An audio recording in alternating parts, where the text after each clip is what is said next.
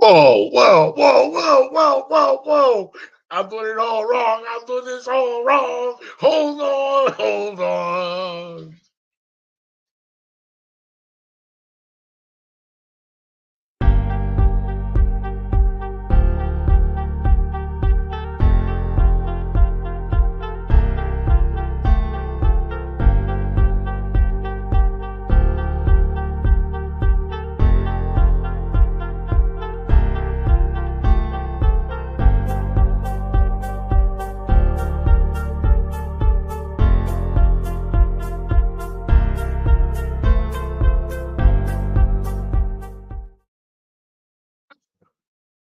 Welcome, welcome to another Garcia Aquatics adventure.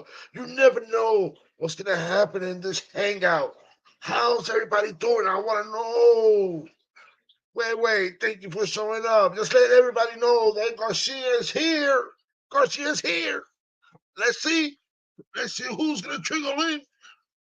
Since Vibes left the show, and I'm trying to continue it here. Wow! How you doing, my brother? How you doing?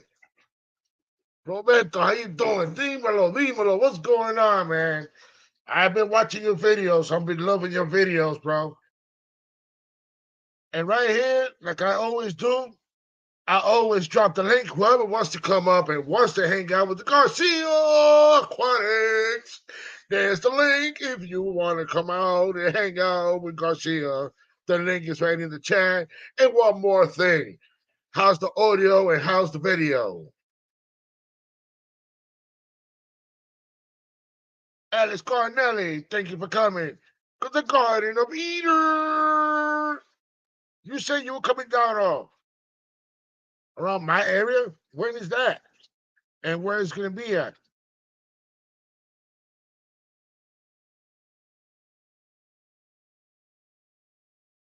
Thank you, Roberto.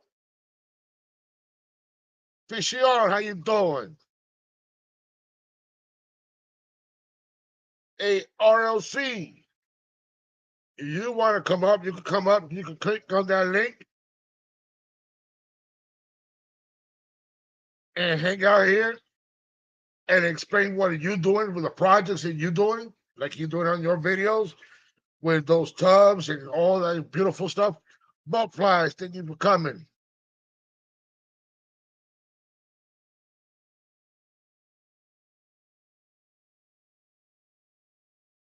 Hey, this old man gotta look a little young, wait, so don't start with that.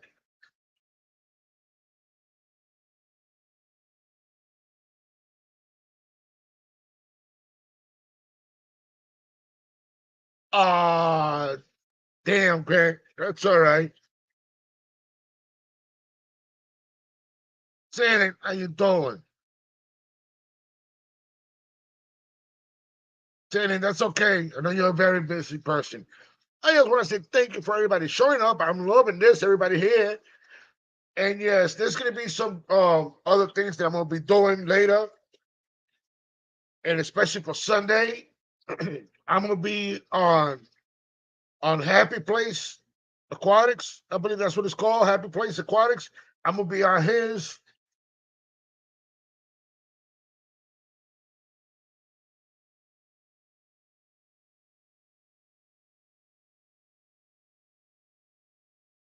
Okay, no problem. It's no problem at all, Roberto. No problem at all. Just in case. How you doing? How you doing? Hey, and oh, what else saying? Grip Keeper, how you doing? Welcome. And yes, guys, if you hold on,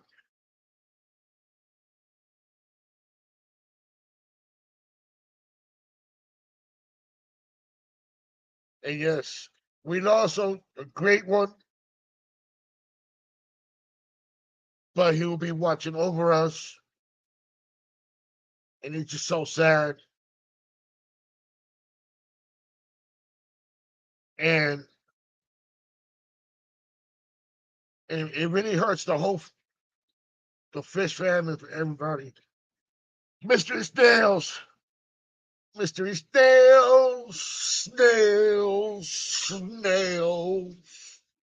I'm trying to snail it, but I can't snail it. So, like I was saying, we lost Myrtle, a great young guy, a great person with a big heart. But we send out our condolences to his family and the prayers to his family also. And we will always keep him in our heart.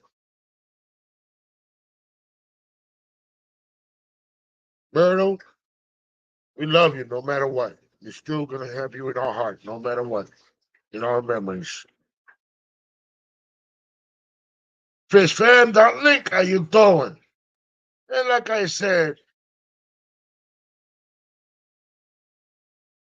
I always drop the link, and whoever wants to come up, the link is there.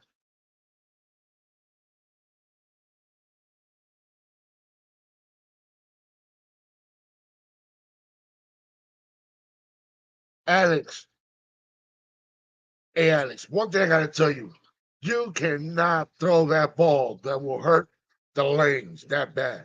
No, no. Those lanes always having problems.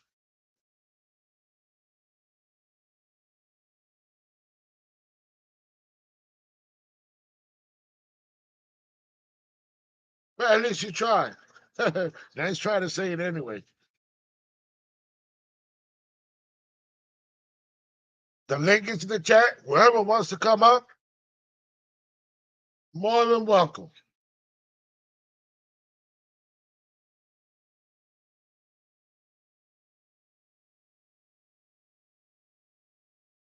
And Alice Carnetti, I haven't got the response yet. So great seeing new people here in the chat. I'm just doing a quick pop up because people that were on vibes, they want to continue, but I haven't seen nobody come.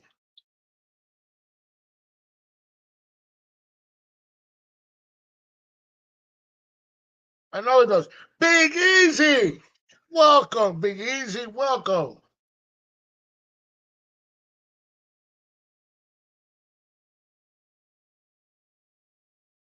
And yes, guys, it doesn't hurt you anything. It doesn't cost you anything. It doesn't hurt you. Just take down the chat, hit that like button, and turn on the chat again, and you're there. You see, it was just quick and simple. Just hit that like button and hit that share button and turn on that notification bell, but you never know when Garcia is coming back. He's dropping a video or when he's gonna go live. But I'm gonna be on Happy Place on Sunday at 6 Eastern Standard Time. And then after there, Garcia Quarters goes live. Aquarium Talk TV. I got it. Did you send me the Bengay? My back, my hip.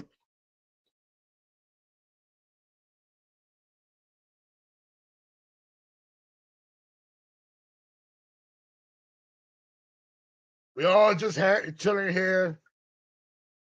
He's just a regular hangout.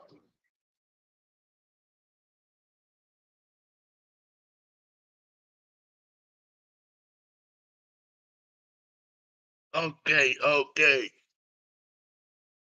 Oh yeah. Oh yeah. Slip into a slim dim. I gotta work on it, Satan. I gotta work on it. Slip into a slim jim.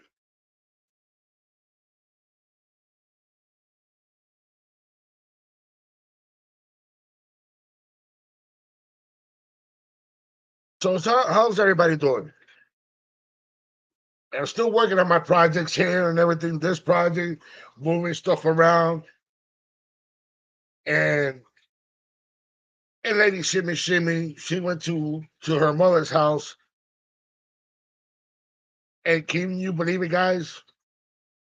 Now she wants to have a fun night, game night, and the game night is with a playing with the Wii or the PS2.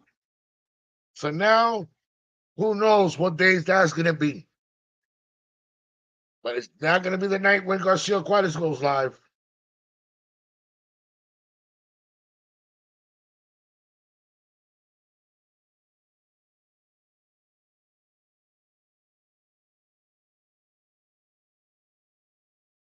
Oh, wow. Really?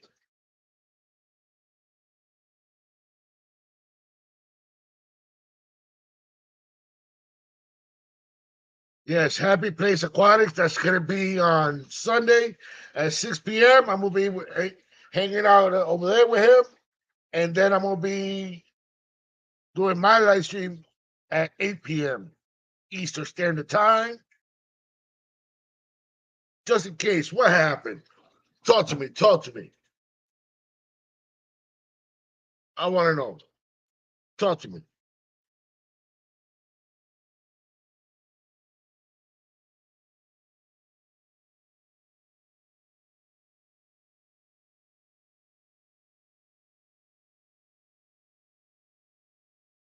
Talk to me just in case. Talk to me. No, no. It's a pleasure to see you here.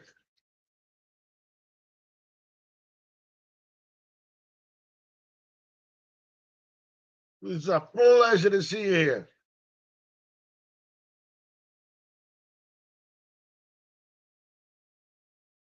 Okay.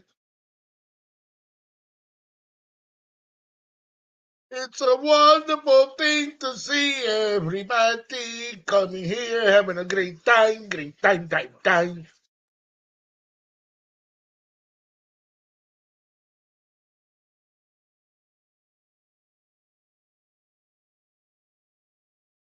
So you just folding your clothes, helping out the mama, and looking this mug, at this mug here. Man, you must be crazy to look at me like this.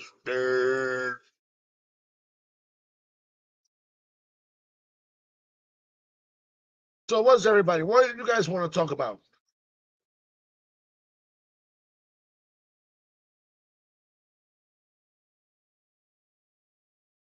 Ba-ba-bam. There's the sign. There's your sign. The sign you've been looking for.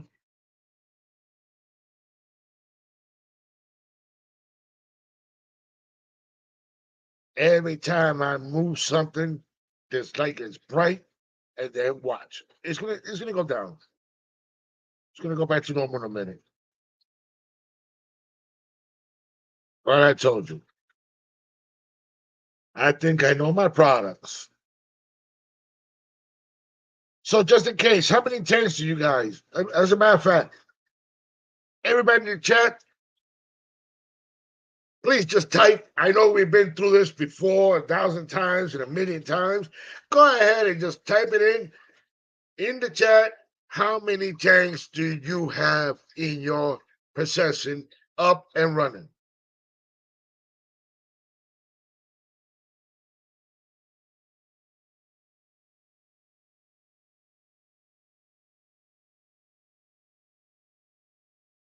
So you only have four. Shady Grady.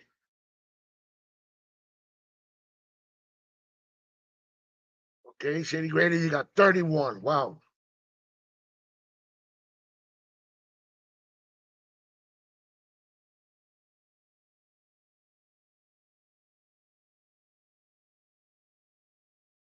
Okay, we got. Guys. These people right here. HHD. We should congratulate them. They hit their milestone. They're 400. They finally passed the 400. Let's keep doing this, guys. We're doing a great job here, helping out each other. And Linda, thank you for coming. Have and you have five. Oh, okay. And guys, no other dude. I can't even just go crazy like this right now, but I'm gonna do it anyway. But this is the Garcia, but you never know what you're gonna get in the Garcia Adventure Aquatics here on this here hangout. So let's just go ahead and bring up my brother from Canada, my only brother that I have in Canada.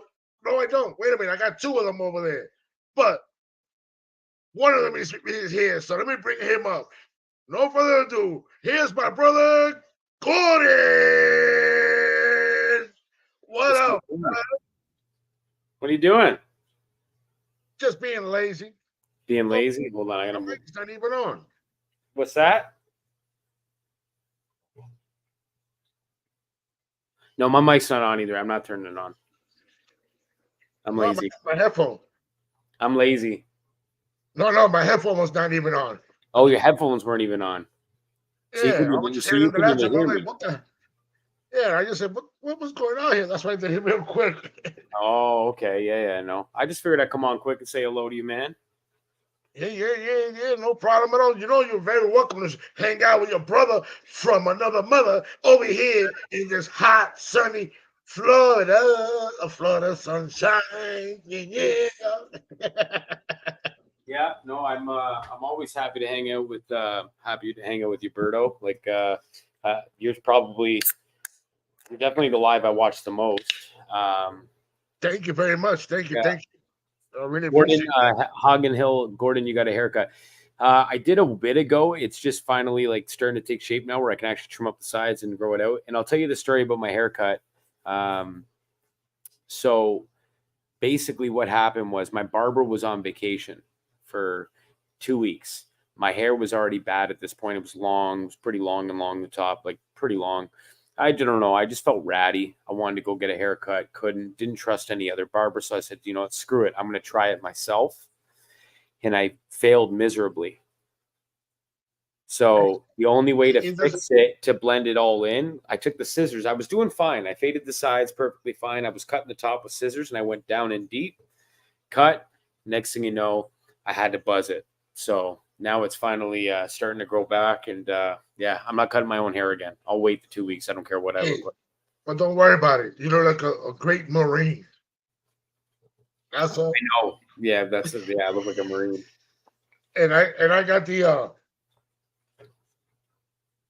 nasty haircut right here. The good old bald head. Good old bald head. That's it, man. Yeah, no, dude. I ended up securing a few things and getting a few things done, and yeah, man, I'm just pumped up. I start coming a little bit live a little bit more often, and I don't know when or how many times I'm going to do it. I'm not doing it once a week. I'm not doing any of that stuff. But I'd like to come on yours and check in and stuff like that. But in terms of, I got to hand it to you people that go live, man. It's a lot of work. It is. And this Sunday is going to be good because what's going on Sunday, Berto? Talk to me. Happy Place Gym. We're gonna be having a nice talk about it. I don't want to spoil it because I don't want him to get mad at me. But he's gonna go from his live stream. As soon as he's done, yeah, he's gonna continue on my live stream. Nice. So it'll be a good one. Yeah. I'll definitely. I think I'll definitely tune in. I ended up getting a mic myself, so I'm ready to go. And I'm doing my little research here. Yeah. I got one now. One now. We're good to go. And you just waiting for your headphones, right? Yeah, no. So I got one now. So we're good to go when I want to go live and stuff like that. But so man, these mics are expensive. I'll tell you that. These mics and this whole setup equipment stuff is expensive. Between the amp or the interface, I guess it's called, the interface, the XLR cables, the mic, the boom stand. I went cheap. Well, just the mic itself is like $600 Canadian. So that's like the boom, $500. The ones to cover the mic and the mic. No lie. And I got it the same day. I paid at least like $34. That's crazy. and it's with the USB connected to So my laptop. so That's the it. whole reason, yeah. So the whole reason why I got this mic, it's a Shure S7B SM7B. It's I'm going to be using it a lot for editing and stuff like that too. So like you can do voiceovers and some and stuff like that. And that seems to be the go-to one for stuff like that. So I just wanted to try it and see if I like it. If it's a waste, I'll sell it and then just get a cheapie. I don't care.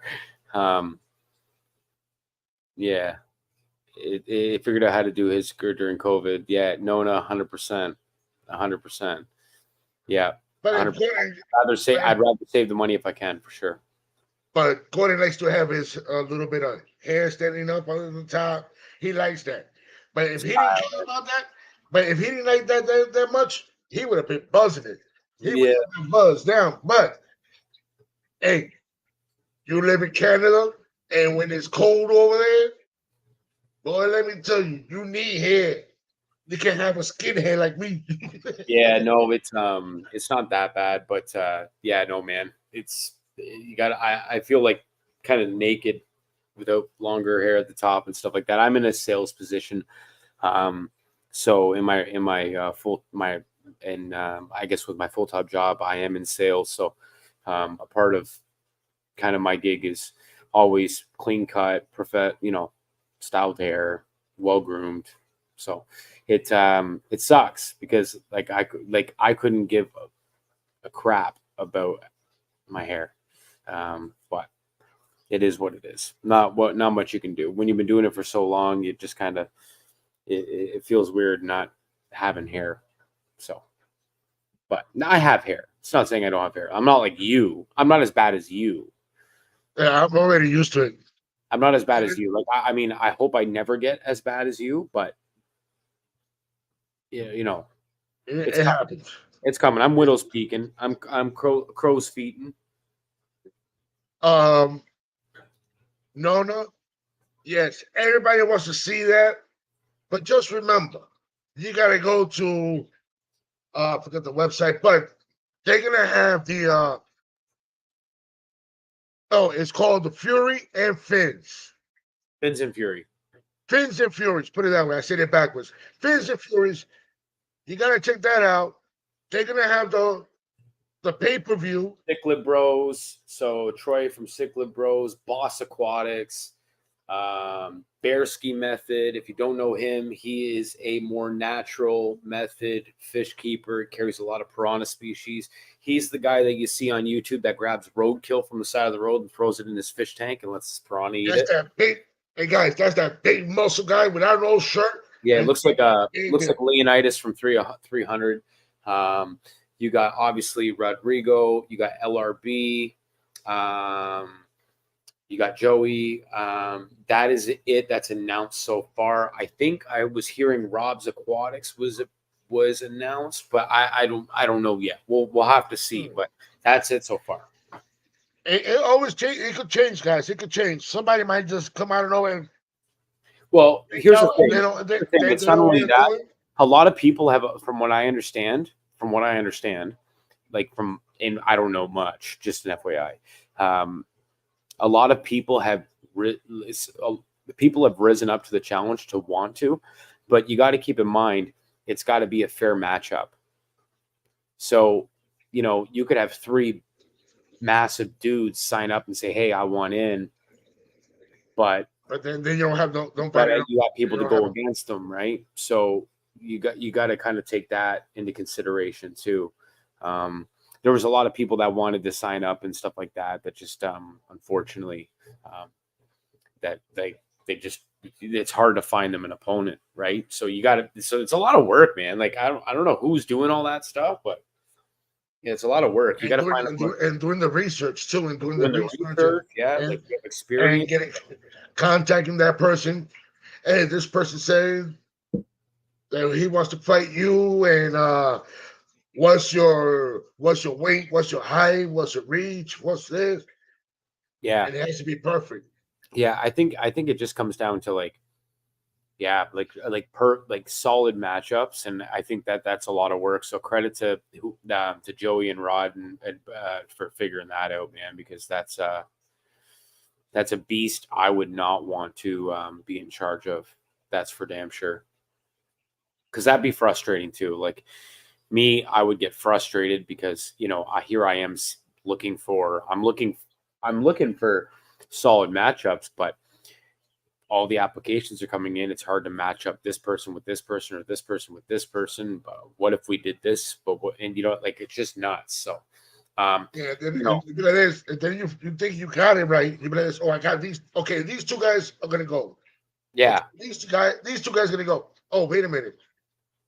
Well, now we don't have nobody for this person, and we don't have nobody for that person, and we can put them together because he's heavier than him, and he won't go lower, and he won't go up or weight. So we got to do all this all over again. It's a lot. It's, it's not easy. And everybody that's coming in the chat, thank you for coming. Thank you. I really appreciate all the help, all the support, and all the love. yeah, 100%. And I think when you break it down, like who they couldn't find another biter to match my physique. Hold on one sec, Berto. I just do what you got to do. So yes, guys, it's gonna be a doozy. It's just gonna be a little crazy. It's gonna be up in Long Island, New York, and just look up Fins and Fury, the website. The tickets are on sale, and also they're gonna be having they're gonna have the pay per view, but you can watch it. So you won't be because I know some people won't be able to make it, but at least you can watch it. They're gonna. It's probably gonna be like hey, it's pay per view, just yeah, like in the old. yeah. I You're think not it's gonna miss it. Yeah, I think it's important to definitely well, man, like the pay-per-view views are realistically what 99.9% of what everyone who's going to watch can do, and that's fine. Like you're not like, dude, like if I lived further than where I live right now, like I mean I would go, but if I lived in the UK, I sure as hell ain't flying to the United States to go watch some boxing fights. I ain't doing that. No way. So I don't expect people to like. I expect it to be like a pretty bang out pay per view, but in person, it's like, man, it's going good. It's going nuts. And I'm trying to get in contact with my uncle because Garcia Juarez, soon as he gets the okay from his uncle, I'm only 1 hour away from the event. Yeah, So I just gotta buy my ticket, fly in. My uncle picks me up, brings me to the house. I wake up early yeah, and go to the event, even though I'm gonna be there way too early. yeah, Because Garcia likes to be there early yeah, because I'm going to hang out with everybody because I'm getting the VIP. VIP. yeah. No, for sure. Who backed out, June? Hold on here. I'm lost. Which one is it? Who's that other guy? I'm going to watch Joey lose. My Lincoln abilities. Poor on the iPad. Sorry, everyone. I don't know who you might be talking about, June. Who would want to box a plushie? And if you lost, oh my god. Who's massive? Yeah. Oh, Bearski. Yeah, Bearski's massive. Oh, he's real big. He's real big. And Rodrigo, no lie, Rodrigo from Predatory Fins. Who backed He's out? Joey? mine. Oh, Joey never backed out. I think this was I think it's been his. It's definitely his idea. His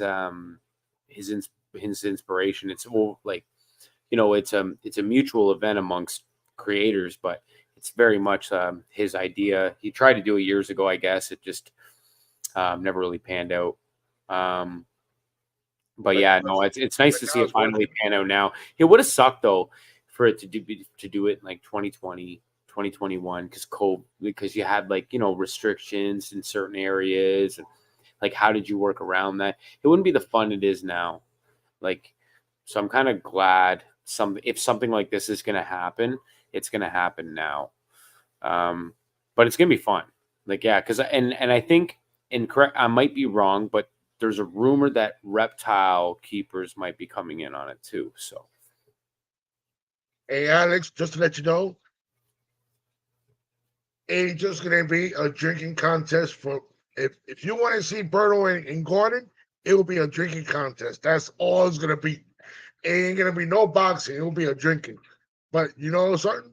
I'll be Garcia already, I'll be there. I already lost.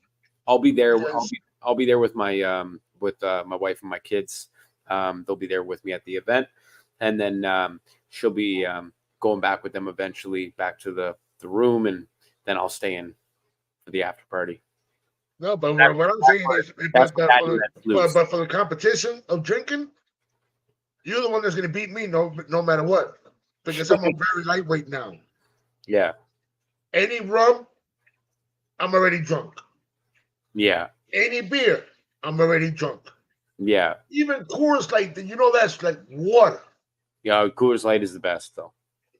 But I get drunk real quick on it. My Yeah. mind's whole. Yeah, I've switched recently to IPA. sparkling water. No, like legit, like just like sparkling waters. Like that's my new thing. Like I'd rather have like a sparkling water. I know it. Don't worry, I'm not. It's sparkling water because like when anybody around me, if they ordered sparkling water, they'd sound like so sophisticated and rich. Yeah, no, you'd sit there and you'd be like, oh, your buddy, you go to dinner with your buddy. Oh, I'll get a glass of water. Do you have sparkling water? I'm like, oh, sorry, big shot, right? Yeah. But anyways, I grew up broke, so it's a little bit different for me. But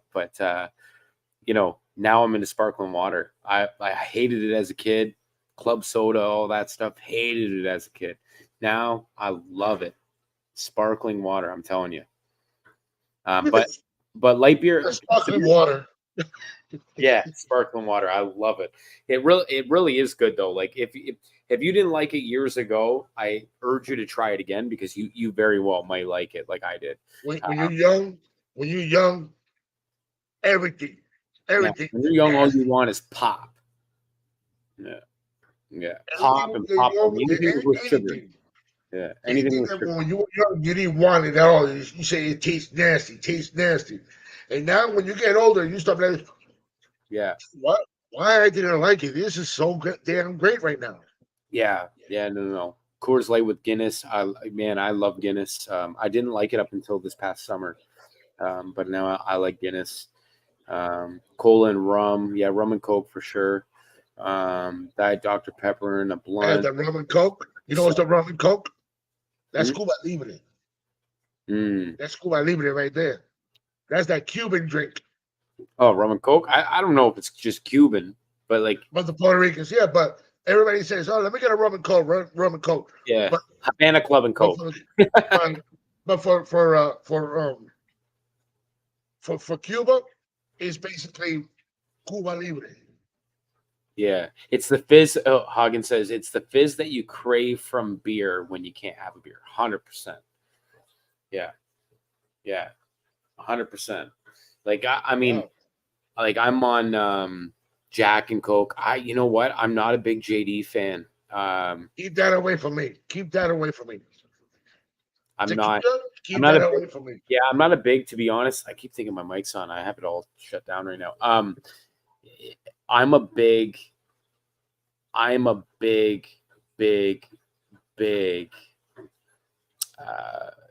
Hennessy fan. I like Hennessy. That is my go-to liquor if I'm going to drink the hard stuff. It's definitely Hennessy. I do like rum. I don't care for vodka only because I drank so much of it when I was younger. What do you think about Courvoisier? Courvoisier is good. I can only have it in small doses though. Courvoisier is good. It's a little sweet for me. It's got like after you have a few, no problem. But then when you and that's the only thing that's around. And you keep drinking, you be like, oh, the sweetness Yeah. got me. Brr. I get heartburn on it too, Cavassier. I've gotten heartburn on it. I don't mind, I like it. Don't get me wrong. It does taste good as like a first drink. It's like your first drink. If you have one or two, it's perfect. Um, it's a nice drink. It's got a nice vibe to it. But like honestly, right now I'm into seltzers and yeah, seltzers and beer, light beer. Hey, But that's my go-to. You can never have a bad time on beer. That's a fact. And I've never had a bad time on seltzers. So and you definitely can't have a bad time on sparkling water. So that's why I'm on sparkling water. I like straight hey, tequila, no Jake, salt, no lime. Oh, more power to you. yeah, no, not me. Not me. I haven't seen nobody saying this. Like, oh, it's one of those country songs. Drinking tequila and it makes my clothes fall off. uh 1K years ago, I drank tequila with lemon and salt. Lemon and salt. Ooh. Ooh, you're talking about lime. It Yeah. has to be a lime. But if there was no lime, you had lemon. Ooh, Yeah, that's harsh. That's a little rough, man. I can't do that. See, what I can do though, what I could definitely do is what I don't mind shots of is like Jaeger bombs, Jägermeister Goldschlager, so liquid cocaine, I think is what they call it in like the bars, but it's just yeah. like Jägermeister and Goldschlager. You mix it together. It makes a good shot. But again, I can't handle shots anymore. I honestly I don't I hate the hangover. So like if I get hungover, it's not just one day for me. It's like a week. It's terrible. First But day, first day, I'm. You might as well bring me to the hospital. Second day, I'm tired, groggy, little, little out of the ordinary. Kind of, little. To be honest, I get like a little depressed. Third day, I'm starting to fire back, but I'm not. I'm still cloudy. Day five, I'm kind of more or less back to normal. So like, I don't drink. It's very rare where you'll see me drink to get drunk and like smashed. Um, it just like I'll probably it's, do it tonight at and August 17th, but like but like I can't. it's going to be hard for me because even though watching the fight, going to the after party, Yeah, it's a and then I long got night. to You think, gotta pace yourself. and then I got to think about Sunday, start getting ready to head back home. Correct. And So if I don't do all that, if I do it all wrong, they will never let me get on the plane. And I'm going to trust rebook the plane. trust me. So it was funny when we were in LA. I got a funny story. When we were in LA, Joey and I, we were our net flight the next. So we had the actual meetup, like I guess Joey's event, Joey and Mark TMK Aquarius event at CK Fish World in West Covina, and so they had their event. I emceed the escape off and that and whatever, but we had like a little after party and all that stuff at the fish store, and it was a great time. Obviously, drinks are flowing, everyone's having a good time, um, and we have a flight. I think we had to leave the house at like 5:30, 6 a.m. 6 a.m. Yeah. And I don't even I remember being wide awake, just having a great time at about 1 a.m. so, Wow. Oh, oh, oh, oh. I think we had to be at the airport, and our flight like took off around like 9 or 10 or something like that. But it was an international flight, had to be there a couple hours early, and drop off the rental car and this and that. And so there was a few steps to take before we could even get to the airport. And yeah, I remember just being like, oh man, like what you know what I mean? Like a good breakfast and a coffee and a shower in the morning and all that stuff will do you wonders. Me, I just carry my backpack. Boom. That's how I fly anywhere Yeah. within the states. But if Yeah. I'm getting out of the states, there's a damn luggage coming along, and I hate putting it in the bottom of the plane. And then when I get there, Uh, They lose your I'm luggage. sorry, we forgot to put it in the plane, Yep, or yep, can you come pick it up tomorrow, or yep, we'll send it to you? Nah, I don't yep. want to deal with that. So here's My what. bank- So that's it. So what I always tell people to do, like, and I don't know if I told you this. I learned this the hard way. I had never lost my luggage ever, but I'd heard so many horror stories of everyone losing their luggage. For everyone that's in the live right now, um, trust me, if you don't do this already, I don't have one in front of me, but AirTags, Apple AirTags, or like if you have Yeah. a Samsung phone, Oh yeah. Galaxy tags, whatever they are, put one in your luggage. That's step one, right? I'm telling you, I not only saved my bag, but I saved about 8 or 9 families' bags. Um, some of them, their whole vacations would have been completely ruined if it wasn't for my AirTag.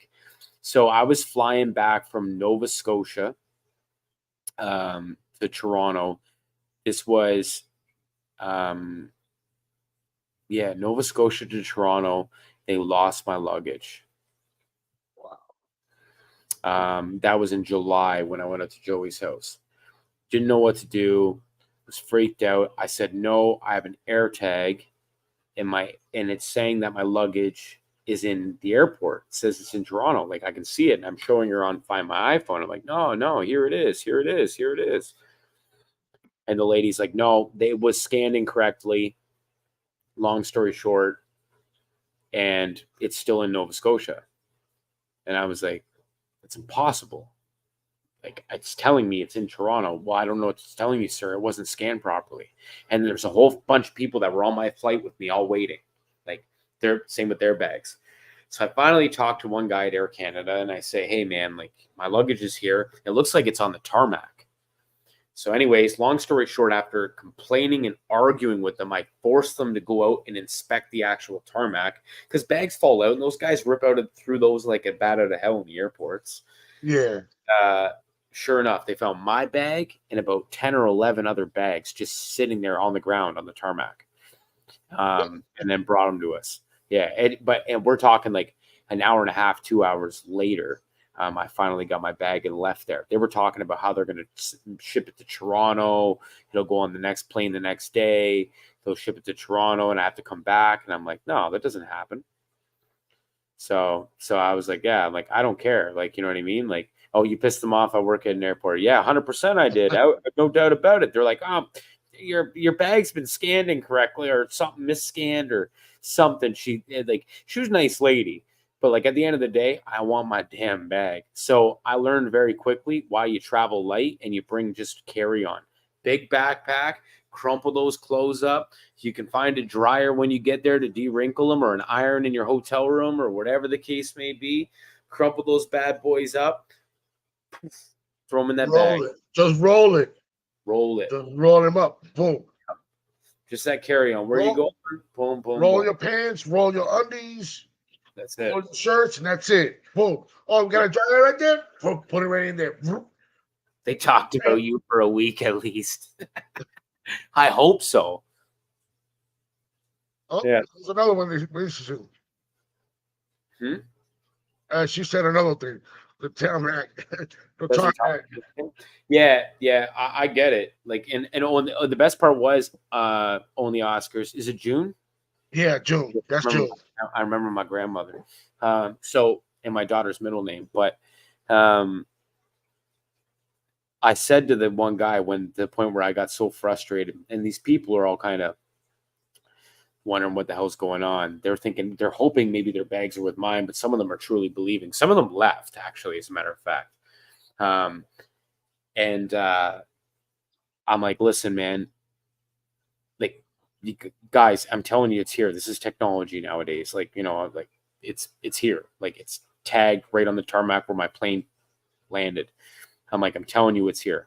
So either you go out and find it, or I'm going to find a way to go out and get it. And they're like, well, you're not authorized to go out on the tarmac. Like that's restricted access. I'm like, I don't care. I'm going to get my damn bag. Right. And I'm like, I'm getting my bag, bro. Like I'm telling you right now, I'm not leaving without my bag. So anyways, and I was being polite about it. I did say it a little bit more polite than that, obviously. And and they went out and got it. Thank God they got everyone else's too, because some people had car seats, and they had rented a car, but they didn't have car seats, and they had kids, and a couple of the car seats had fallen out too with their luggage. So they like their whole trip would have been straight up ruined, like ruined. They were from like California coming to Toronto, seeing the sights in Toronto for a week, which I don't know why you want to go to Toronto of all places. It's just another big city. Like it's like New York City. It's like going to New York City. Just for the people, they just going from New York, going over there. They want to feel the same way, but you can bring carry-on, Alex. It depends on the species and it depends on the airline. Call them ahead of time. Ensure you talk to them. Don't bring anything overly massive or dangerous. You can bring it on your carry-on. You can't bring a lot, but you can bring fish on your carry-on. My buddy traveled with Beichers all the way from New York City to Los Angeles. An old buddy of mine. And you can bring it in a bag, and they can see it. Yeah. Or yeah. Or you could go to Walmart and get one of those plastic containers, and you can put an aerator on it, and you could have that on your lap.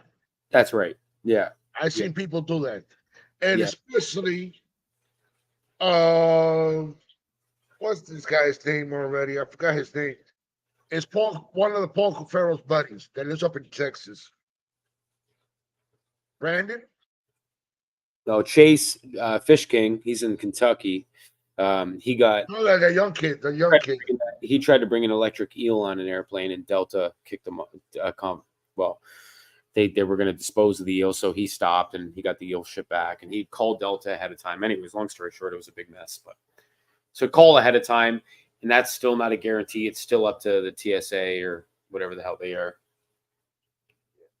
Yeah, fishing. This guy, Fanatic, Fanatic, whatever his name is. Yeah, I don't know. He was down here, and he got a lutistic car, all black, jet black. He got it from down here, and he bring it on the plane all the way back to Texas. Yeah, you can do it. Like you can do it. I imagine it just depends on the species. Like he openly told them it's an electric eel. You know what I mean? Blah blah blah blah blah. But I don't know. As soon as he said electric eel, they didn't want that on the plane. They were just worried. It could have been that for sure. Definitely could have been that for sure. But like, I mean, at the end of the day, who knows? To be honest, what am I doing? Anyways, yeah. Hey, you keep forgetting that you got your mic off, huh? Yeah, so used to it. Like, I keep going back to it. I'm like, so you see me doing this. You see me doing this. I was filming a video and I was doing a voiceover earlier, so I was like, oh, I'm like, I'm talking into it and shit. I'm going like, oh, like just kind of, oh yeah. So here's at the point where I, just at this point you're gonna want to use, right? So like, just doing that. So I'm not used to. Yeah, it's annoying. Hello, Legacy. How are you? That's Melbourne. I wouldn't be totally honest about what it is. Yeah, me either. I wouldn't be totally honest about what it is. It's definitely a prop now. Yeah, definitely not using it. You have to be honest, because if you don't be honest, they're gonna be this guy's crazy. Well, but I don't think they know. I don't think they know like species of fish, and like, I mean, like everyone thinks that they know. Like I've gone through the border. I've gone through the border before, and this is a fact with species of fish that were questionable in terms of like CITES. And I've told them exactly what they are, showed them receipts, showed them everything, hoping that they would let it go. Without the full, like, I did have documentation, but I guess like in hindsight, when I look back at it, it wasn't proper documentation at all. They could have confiscated. They didn't. Wow. Yeah. And like, completely honest, species name, I guess you could call it their modern name. You name it. I had everything there ready to go, just in case. Receipts, species information, um, everything, and they let it go. So it depends on like the animal. Um, Yeah, and if they be if it like could be coming in the into state that you're in. yeah, it'd be like you like now. Here's the thing though: you go into like you come into Canada buying an Asian arowana and driving it across the border back to America, and they say, okay, what kind of fish is it? It's an aquarium fish, perfect. I'm an aquarium hobbyist. I have fish tanks. Okay, cool. So what kind of fish is it? It's an Asian arowana. Any of my moderators there, any of my moderators here, can you please drop Aquarium Talk TV's link, please? But yeah, so Because um, I don't. so yeah, long story short, it maybe they would be like, no, you're not, we're not, we're not letting this through. But like if it was a species they probably don't know, because I imagine like at the borders close to Canada in terms of like what you're bringing across, a lot of it is, I'm sure they've confiscated fish before, because like I talked to some of the local fish stores that are in Buffalo, New York, and U.S. Customs will actually come there and bring them the Asian arowana, and then they're like, okay, like here we need to ship this back or whatever the case may be, and they'll go there and they figure it out. But some of them have went to like I think some of the ones that are at Shed Aquarium, they were every single one of those Asian arowana that are at a few of the aquariums in the United States, public aquariums, they're all confiscated arowana from people trying to get them from either other countries or Canada. Oh wow! Americans, yeah. Yeah, I think it's Shed where every single one is from Canada. Well, not originally, but you know, but yeah, like they were coming in from Canada and they made it in the United States, whether they were just confiscated or confiscated at the border or whatever. Sometimes what they'll do is they'll just send it right back. But it depends. Graham talked to me. Oh yes, Nona. Thank you though. I appreciate you checking me out. I guess some people don't have your they don't have you on here. No, for sure. Like man, YouTube's a big realm. Like, like I know people that are in the aquarium hobby that don't know of a lot of the biggest I guess you could say fish tubers. A lot of them have been in the aquarium hobby. Like, so I met some people at like local what's that called? Aquarium clubs. Yeah, And on the fish fam down in. they don't even know YouTube is like fish keeping is on YouTube. And they've been doing it for like 30, 40 years. And they don't even know that they could go on YouTube and type. They never clued in. They never thought of it. They've been just doing it, I guess, their way and stuff from aquarium club meetings, for 3-4 decades or more. So, PB Aquatics. PB Aquatics, welcome. PB Aquatics. That's one of my buddies. He's another YouTuber.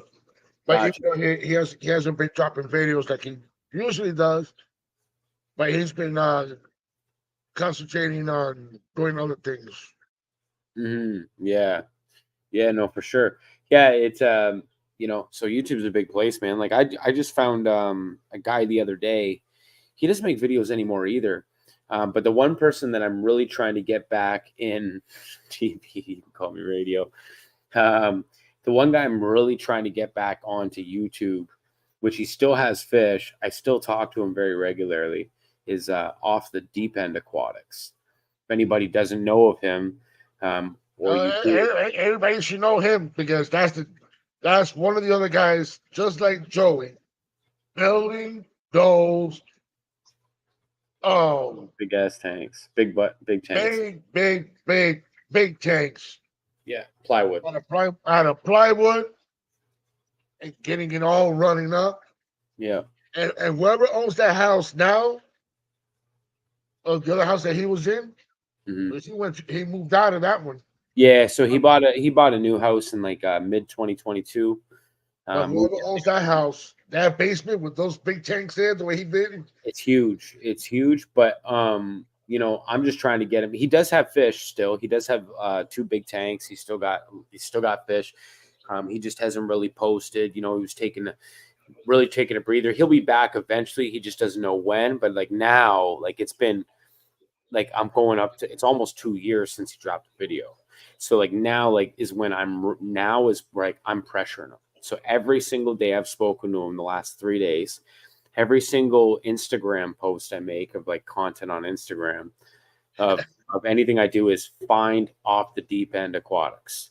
Okay. And then I send him it and he's dying laughing every time. Cause like, I'm like, man, like, and he's, and it's like, I will say it's working. Cause now he's talking to me about fish.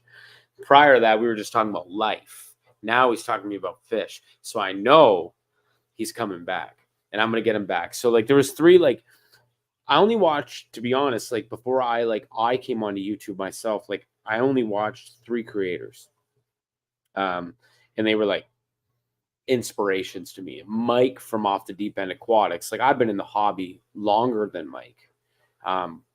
But on terms of a YouTube perspective, I watched 3 and Mike was one of them. So like Mike is a big inspiration to me in the hobby. So like that's like a big deal for me, man. So like not seeing like one of your inspirations in the hobby, like just kind of like disappear. They keep fish, but they're just kind of disappeared. They just fell off the map. You know what I mean? They don't want to be bothered for the moment. Don't want to be bothered. Don't want to be bothered and just taking a breather. And you like really enjoyed their videos. You enjoyed their content. You enjoyed when you find them, and then you still got the context. I know you. Yeah, now I can, but back then, like I wasn't public on YouTube or by any means. Man, 3 years ago, if you asked me to show my face on the internet, I'd be like, no, are you crazy? It's funny how things change, but now like I call them like and stuff like that, or I'll message them and it's different. But back then, man, like. Like Mike was to me, Mike was like one of the guys, you know what I mean? So like getting Mike back onto YouTube is my primary objective right now at this moment. June says his wife said no fish at the new house. He's got fish at the new house. He's got 2 big tanks at the new house. He's got a 600-gallon and he's got a 300-gallon or 350. June, somebody beat you to it. He has more info on him. Ha ha, June. Yeah. So he's got 2 tanks. He's still got fish. He's still got Pinky. He's still got his gourami. I think he's still got his arowana. I think he's still got his Fly River turtle. I think he's still got a lot of fish. But and this new basement is large. So like he was showing me some stuff, some ideas he had and stuff. So like. Yeah, and so I'm trying to pressure him to come back. So if you see him or if you talk to him, keep pushing him with me. He needs more pressure. He needs to understand. See, sometimes here's the thing. Sometimes you just need to feel appreciated. The reason why, June, he had to step away for a little bit. Yeah, I don't know. Step away because you just don't want to get so blown out and get tired of it, and then you don't want to deal with it and don't even bother coming back. He just had to step away. He had to get a new place. Yeah. He got the new place. So he just getting everything ready. Yeah, I think it was just more or less taking a break. He's gonna come back with him. He's gonna come back with a big bang that everybody's gonna be, whoa. Yeah, another creator that I watched was SC Fish Keeping. His name's Zach. I don't know if you know who that is, but I think he's from Nebraska, Omaha, Nebraska. He was another one, and then Joey. Those are the 3 that I watched. SC Fish Keeping, Zach. Off the Deep End Aquatics, Mike. He's got Key Drop too. I haven't seen him come up. Yeah, Zach's gone too, but Zach came back. I got Zach back. I got him back. When I had him on my podcast, I ended up getting him back. and bugging him and bugging him and bugging him. And his biggest mistake was he gave me his contact info. So now I'm on you to get back. He stayed in the hobby. He just stopped making videos for a while. So then he came back. But however, he fell off again. So I'm gonna have to bug him after I'm done with Mike. It's a lot of YouTubers. They just don't want to. They don't want to get so blown out. Yeah. They just sit back. And then I see fish keeping. Yeah, Zach's a great guy. I know him now too. just like me. Just when I first started, I was dropping videos. But now is a video when I can. Yeah. But I'm doing a lot of live. So here's the thing. Like they talk about consistency with like anything that you do in life, whether it's a video or your job, and like for example, for me in sales, like just being consistent with everything you do. Consistency is key, right? We hear that with our aquariums. Consistency is key. Everything's consistent, right? But here's the thing. When it comes down to consistency, people think I got to keep making videos, push the algorithm, feed the algorithm, and then they'll start pushing your content, and then eventually you'll blow. Very true. If you want to grow your subs or your following to like those premium high levels, for sure, 100%. Push and push and push. But how long do you burn out, right? Yes. I tried doing December, and like I'm talking about long form content. I'm talking like 10-minute videos plus 20-minute videos, edited. I tried doing in December like a video every other day in the month of December, and that was like tough. Like I remember, like I think I got like 5 or 6. So you were trying to do like a Christmas vlog. Yeah, we were all. That was the deal between me and some other creators. So we were all trying to push, right? They were doing every day, and I was like, I can't do every day. I still got to work. Still got to, I can't, So I tried doing every other day, and man, like I burnt out. When I tell you I burnt out hard. Like that put me down for a month and a half. Yeah, so Think like about doing that sometimes, but it's Paul Cafaro does that. Well, keep in mind, it's your full-time job at that point, right? So when it's your full-time job, it's a lot different. Like, and he's always out there.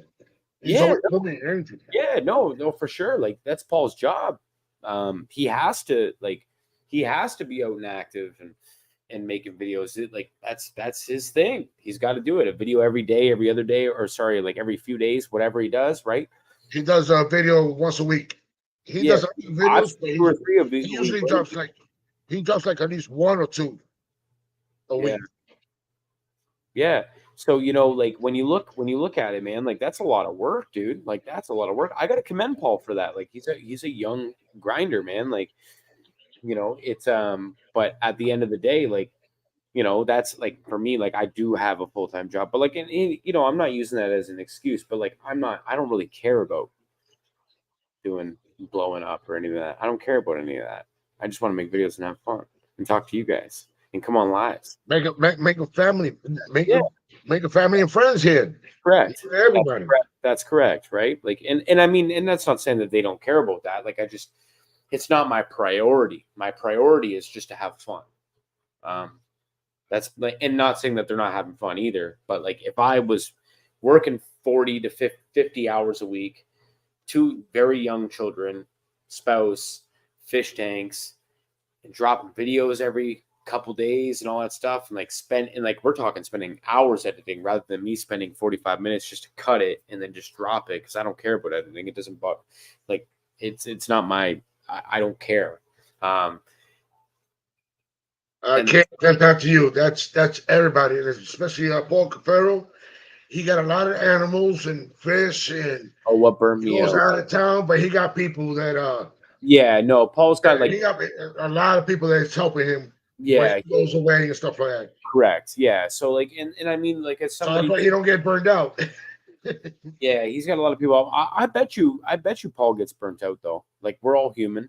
But Yeah. again, you know, he's pushing and he's grinding and he's consistent, and shout out to him, man, because that's a lot of work. What burnt me out? No, it was just working. So December is also the busiest time of the year for my industry and what I do for a full-time job. Like, by a long shot, the busiest time. I'm also in an upper management level. So doing that along with content, along with maintenance, along with taking care of my fish, making sure that they're alive, making sure that they're good, making sure that they're healthy, all that stuff in conjunction with pushing the content, that burned me out. Like, the whole month, like, just the whole ordeal. My responsibility to my family burns me out. This is my escape. If you don't see me, I'm with the fam. Question is for everyone. My Okay, responsibility dude. to my family burns me out. This is my escape. Yeah, no, 100%. 100%. You know, they say when you look at aquariums and you look at water, it's got natural calming effects to it. Anxiety relievers, whatever's going on in your life, it just kind of slips away. Um, that's the cool thing about the aquariums. They're really, they're healing in a way. Not to sound too mushy, but But it's true. it's true. Just because when I get out of work, I could be out when I get out when I start driving home. I'm just these damn people. These damn people. These people don't know what they're doing. I'll be all pissed off, and then as soon as I get home, I'm just start turning on the lights and just, oh, Hmm. look how beautiful they are. Yeah, My facts. my anger's already gone. Hmm. And that's a big thing, man. Like, when you think about it, like, that's a big deal, Berto. Like, when you're sitting there and you're talking about aquariums, right? Hey, man, this is my escape. This is what I like to do. I'm having fun. Like, right now, literally, I could be going to bed, getting some sleep, waking up for 5:45 in the morning to get my kids up and ready for school and all that other stuff and get myself ready. But I'm here chopping it up with you guys because I want to. I enjoy it. This is my escape too. So I think everybody that's here, that's probably on this live, may watch this live later, or even you, Berto. We're all here because this is our peace. This is our fun, right? Yes, So I man, that's like, why. there's That's nothing why. better. And that's why I named my live stream. Welcome to my hangout. Whoever wants to come up, I'm always dropping the link. Yeah. And I do, like I say, like, I'm starting to understand the importance of live videos because when you watch when you watch, like, maybe a YouTube video of somebody, you kind of get a sense of their personality based off their YouTube videos. Then you may go watch them on you could watch them on multiple platforms. So on YouTube, you see a more proper, calm, more, I guess you could say, um, restricted side for me, for example. And then on Instagram, you get rated R. And you're like, holy crap, right? Yeah. This this is this is nuts. You know what I Why mean? Like, he's so PG, and but when he does his then live, over he's there, all wired he's up. from my audio to the reels to the reels that I choose. I get it. Like, I understand. So, you know, live streams are good to communicate with other people and say, like, because people can perceive and have beliefs based off of just overall perception, right? I had somebody um, that unfollowed me because of and unsubbed from my channel because of the audio I choose on my Instagram reels. You know, and no disrespect to that person, I completely understand, I get it. But they didn't know me for me as a human being, and maybe if they got to know me as a human being, maybe they might have felt a different way. And plus, like, just that, but that's talking about you, Berto, watching your videos and all that stuff. I can watch you on a video, but I don't get to know the real Garcia Aquatics. The way I can get to know the real Garcia Aquatics is by chopping it up with you in the live streams, chopping it up with people in The and chat. yeah, And when they come up on the platform, also. yeah, yeah. You know, so it's. I think it's important. Like I just think So, it's important to just show yourself, like, hey, like, buddy, like I'm a human being. Like, so you now know, I got a question for you. yeah. Am I the same way here, like I'm in my videos? You are pretty close, Berto. Like you're pretty close, yeah. Like, I'm and here. I try to be like in my video, like in my videos too. Like, obviously, naturally, we're being ourselves. Um, like after time, you learn how to find yourself in it. I guess that's what happened to me anyway. I can only speak for me, but even at that point, like it's still I got to know you from chopping it up with you in live streams, not from your videos. Your videos gave me an idea of you as a fish keeper, who you are, you know, maybe some of your, maybe a little bit of your values and what you stand for, but chopping it up with you in a live stream or in the comments back and forth with each other or whatever, or chopping it up in a DM message or whatever is what got me to really know Berto, you know, rather than just Garcia Aquatics. And that's the cool part because that's where friendships come in. And I think that's cool. June, you're too funny. You're too funny, June. Since when you see Cool. a shy guy, a shy person doing this for you all the time? Huh? June? Who? Who? Yeah, like honestly, like I think it's cool, man. Like that's the best part about this hobby is that we get to meet people and like whether you meet up at a convention or maybe it's a meetup, or you're just chopping it up with them on YouTube live, like that's the fun of it. That's where I have the most fun. Like creating friendships. Like, man, you know how many people like I've met like because of this hobby and like created friendships with like it's nuts. I've never had so many friends in my life. And especially when I go some places that I go to, and Lady Shimmy Shimmy, she tells me, "Oh, you like that stuff." I'm like, what? Just because they came up to me like, "You're that Garcia Juarez guy," and I'm just, I just tell me. Yeah, man, it was funny. I was on the phone. I was on a video call. I was on a video call with what's up, Jim? What's What's going on, up, Jim? fellas? I was on a video call with a buddy of mine, Wet Pet Exotics, Justin, the other day. I was just going into a LFS, just tinkering, going to see what they have. Obviously, you know, just checking in to see their stock list and see if anything cool catches my eye, type of thing. And like, you know, I walked in and he was on FaceTime with me because I was kind of showing him around, kind of doing like, hey, you know, like let's see what we like, you know, like blah blah blah. If something's cool, I'll snatch it up. And like I got immediately, I saw people kind of staring at me, like, and I'm in work clothes, so like, and work clothes for me is formal wear, formal Yeah, the formal wear. suits and type of stuff like that. And someone saw me, kind of like glanced, but they were like kind of, and at first I'm like, what the are they looking at, right? Yeah.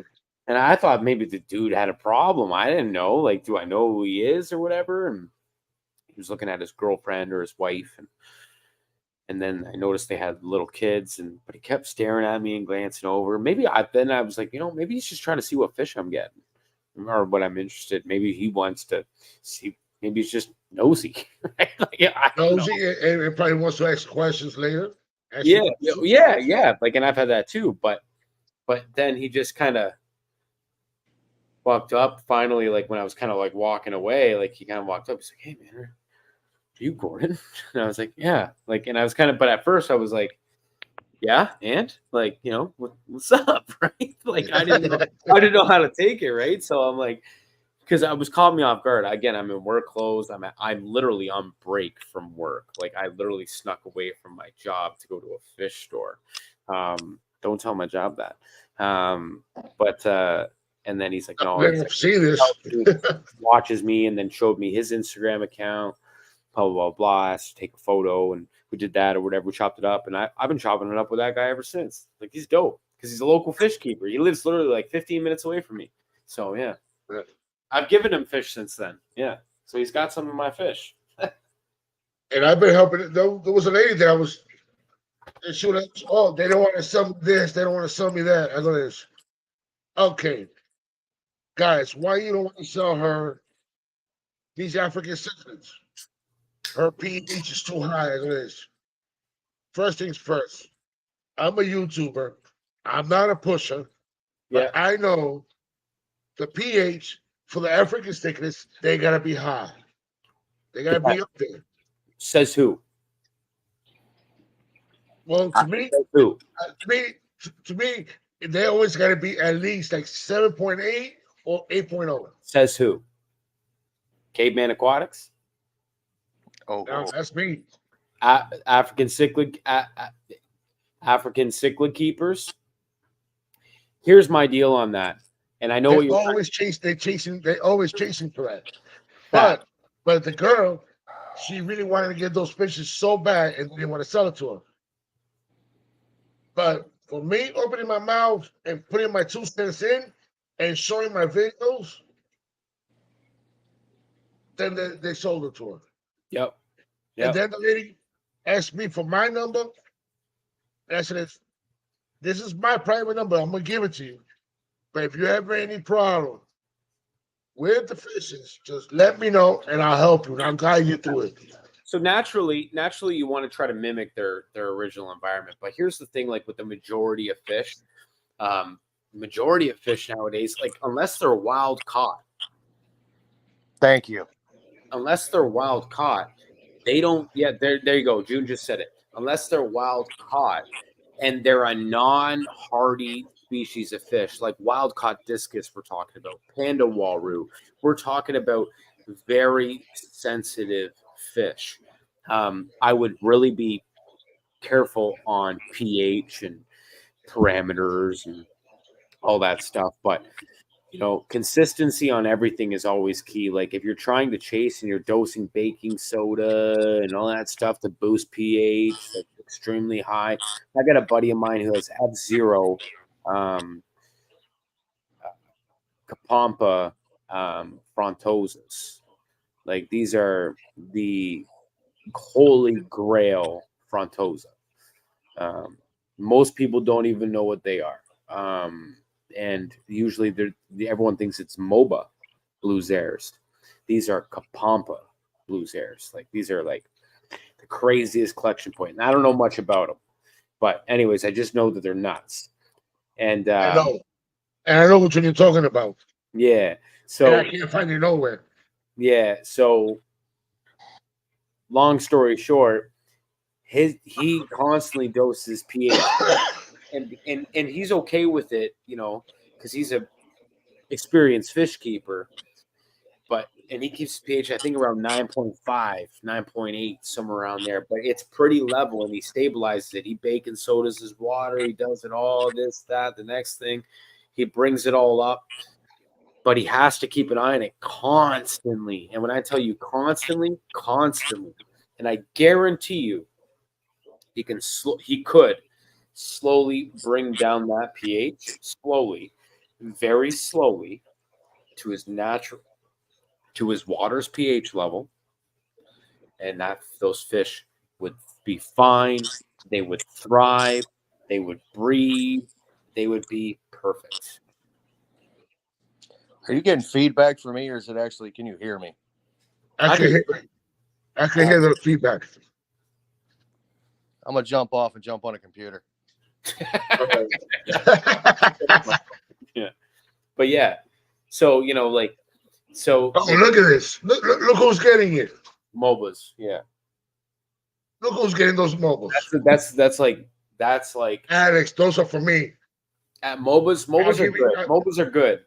Like they're the typical holy grail frontosa, blue zare MOBAs, but the Capampas are the nuts ones, apparently.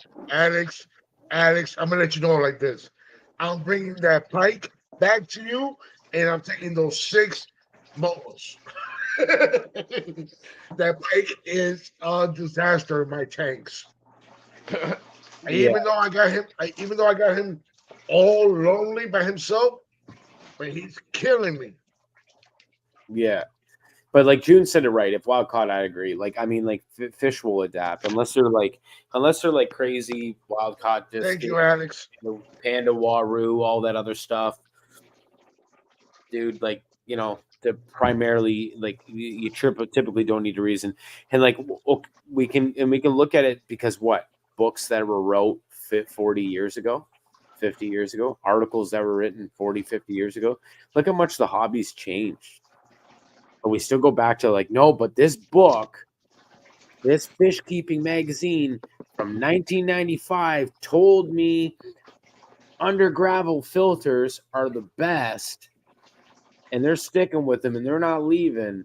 They don't adjust and change. Man, the hobby changes, dude.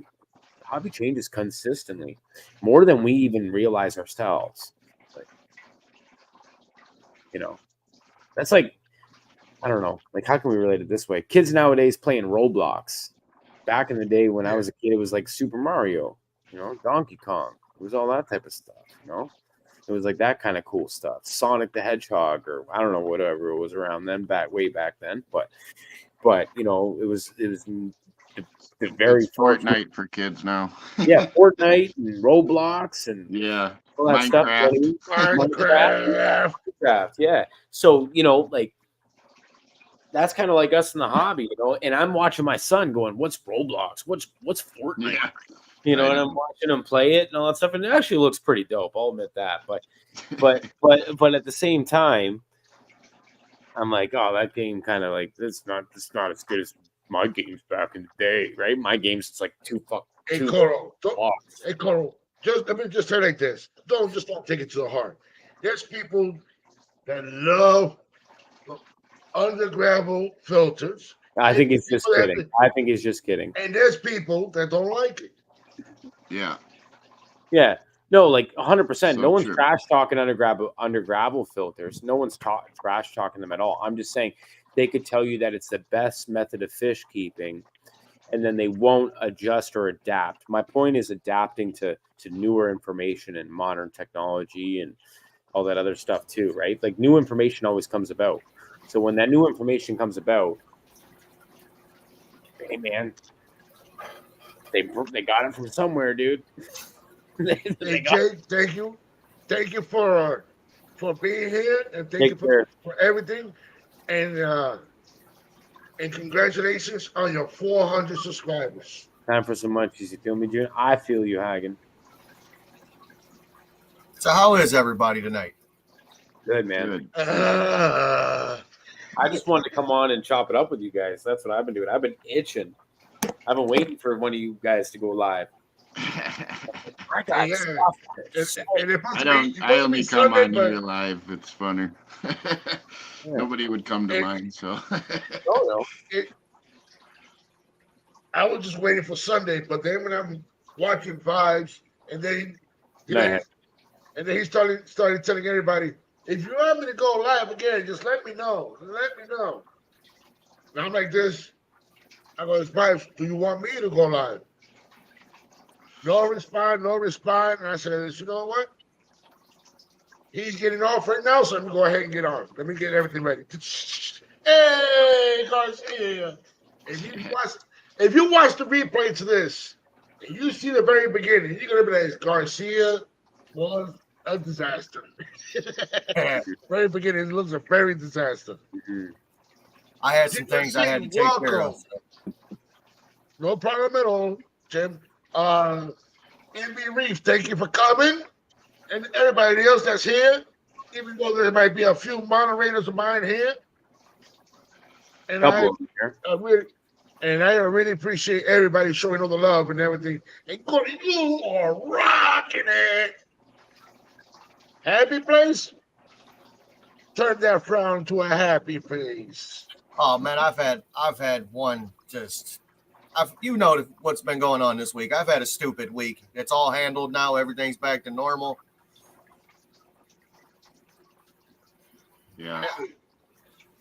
if you want to knock somebody out, just reach out to Garcia and see if you can reach. Man,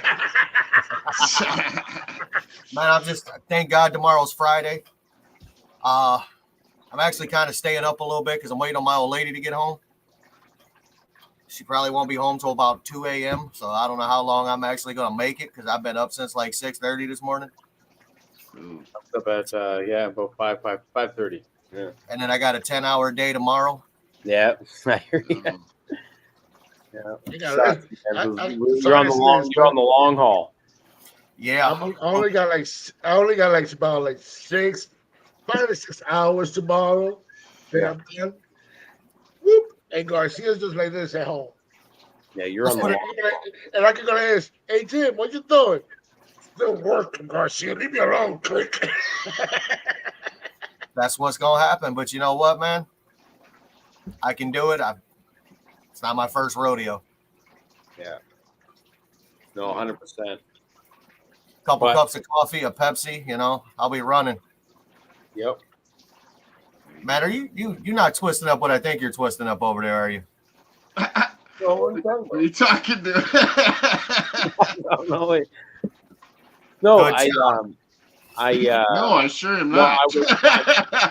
I was just getting brine shrimp ready for my mud skippers. Yeah. Brine shrimp ready for the mud skippers. It's okay. So, That's great. Yeah. I'm just getting this guppy grass ready for the guppies. Absolutely. Speaking of guppies, man, you gonna send me those or what? Oh, the purple berry dragons. Do you like those? Yeah, those are pretty. Yeah, those are pretty nice. That's busting your chops. They're pretty. I got some real fancy ones last week from my local fish store owner, and just tossed them in with my like bland ones and see what's gonna happen. I'm sure by the time it's done, I'm gonna have like 500, different colored ones, but it is what it is. What are they, guppies? There you go. Okay. Guppies are kind of fun to mix colors, though. Uno momento. I'll be right back. Certification. It sounds like a bomb's going off.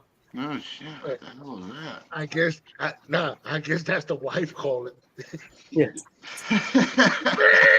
Are you on the line? Sign on. Are you on the line?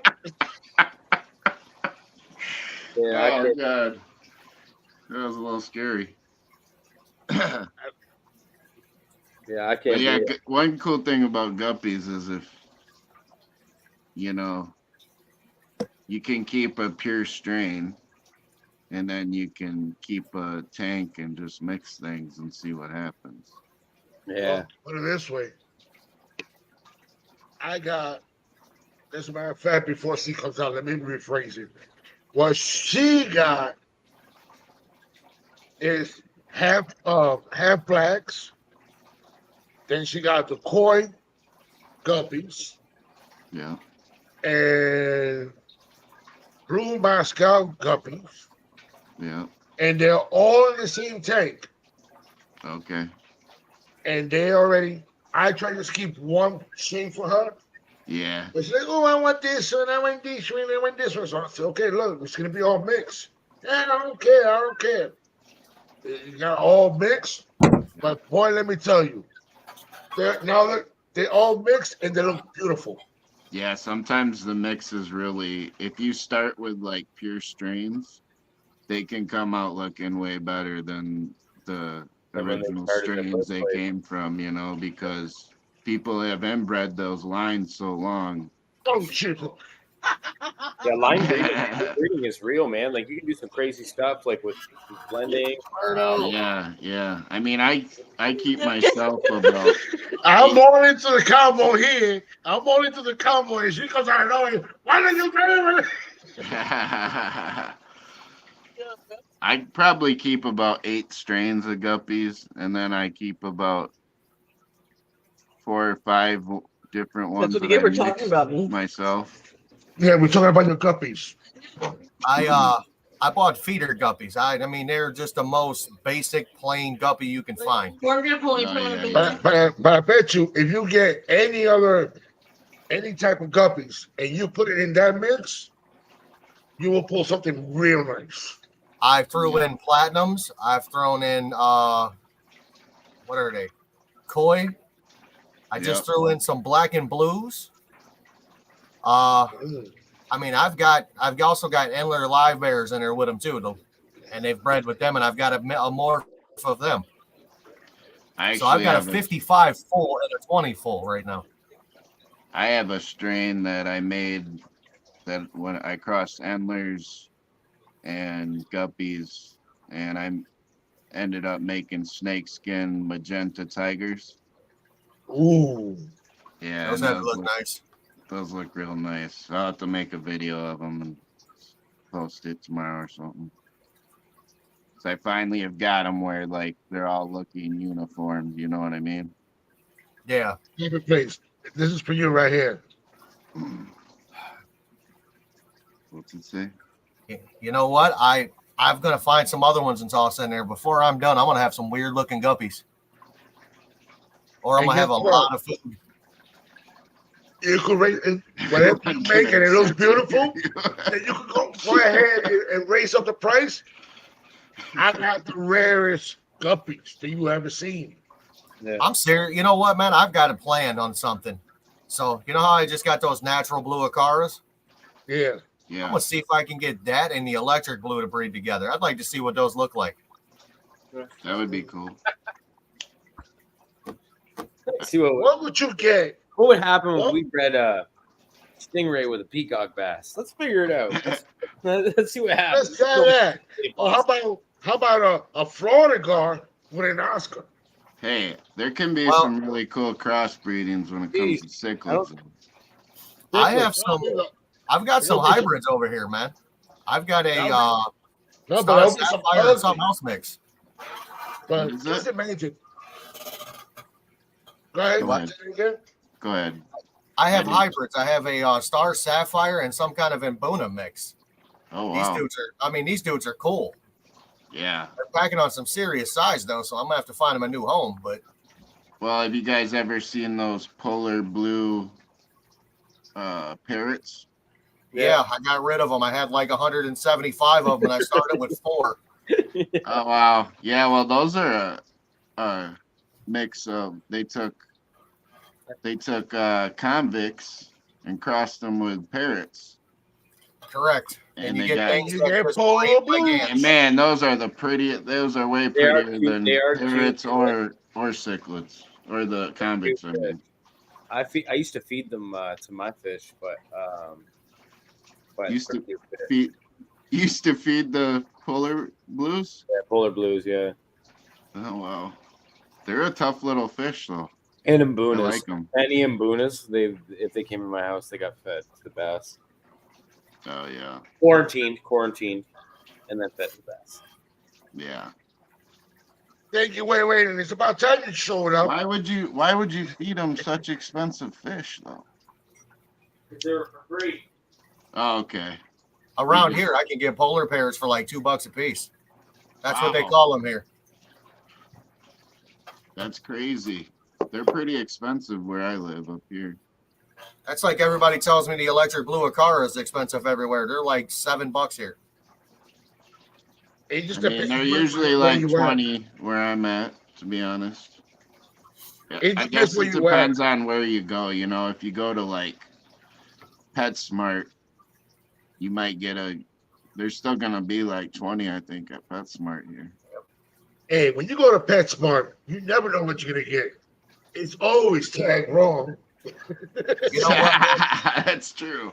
So in my saltwater tanks, every fish that I have in my saltwater have came from Petco. If you guys have Petco. Yeah, I got Petco, but the Petco that I go there's to, one not too far, but saltwater. That's where I got all of them from. Saltwater. But that Petco's not a bad place, but I like it better than PetSmart, to be honest. I don't think I buy anything from PetSmart. I really don't. Yeah, it's better than your FX. You should get your FX in there. I mean, they once in a while have the half off tank sale. Yeah, I'll do that. But at PetSmart, I always go to. That's one that I go to. I always go to the clearance rack. and I always find the FX4s or the FX6, and people say, "Oh, I don't know why you're buying that. Look how bad the box looks. It's sealed. The tape is not broken off. It's still got that plastic wrap on it. Yeah. The box is just a little dent. Right. I'm just taking a gamble. You know how Yeah. much this really go for? I'm paying this. I'm gonna take it. I'm paying 154, 150. I'm taking this shit home. What does Yeah. a new FX6 cost? Brand new. I think. Like 300 or 400. Yeah. Something I- in that range.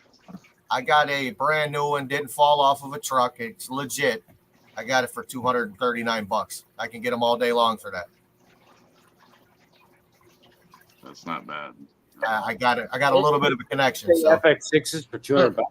I can get it for $239. 239.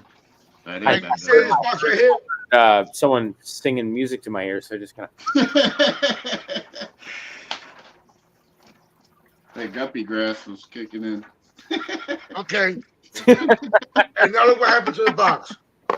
People Oh, don't no. want to buy. What you got there anyway? Now nobody doesn't want to buy don't want to buy the FX because the box is a little damaged like this. Oh yeah, perfect. I'll take that all day. Hey, I'm you know, going to take it like that. If it has the tape on it Damn it. and it has that black strap around it, it's coming home with me. who damaged the box? Me. I walked up. Poof.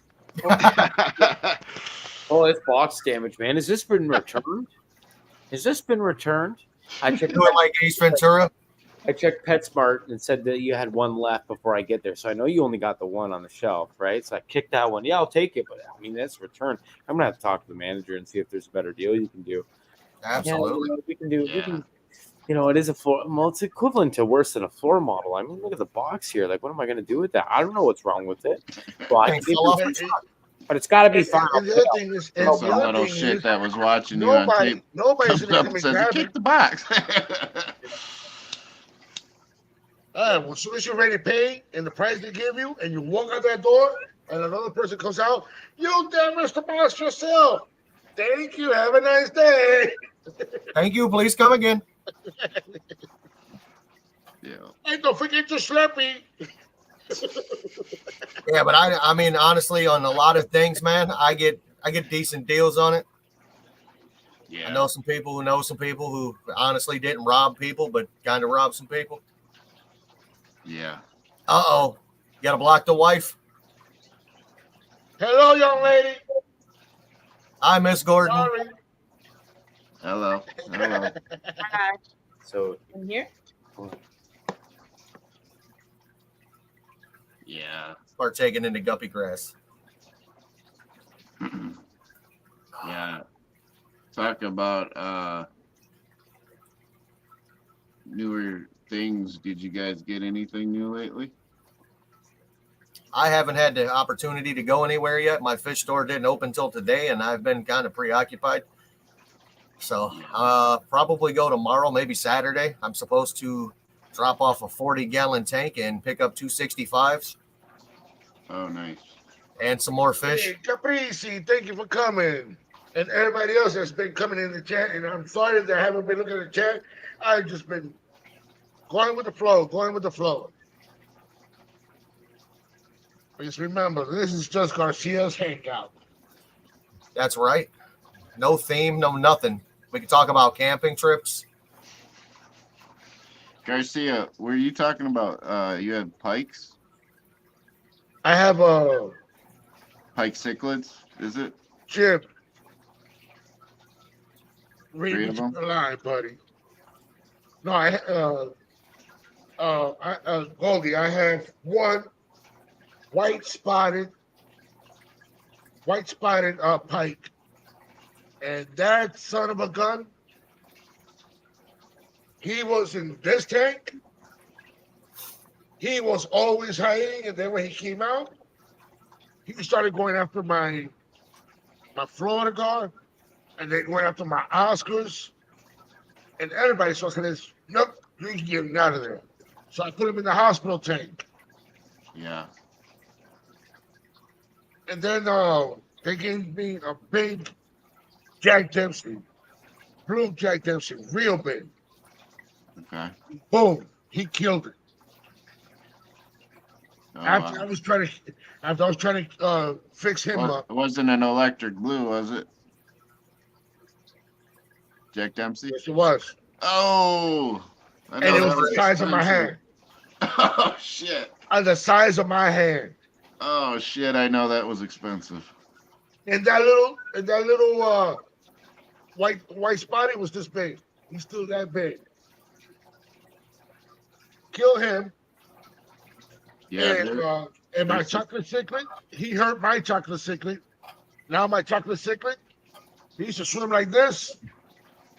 Now he swims like this. That's damn. terrible. So I took him out and I said, I'm gonna put you in the other 55 all by himself.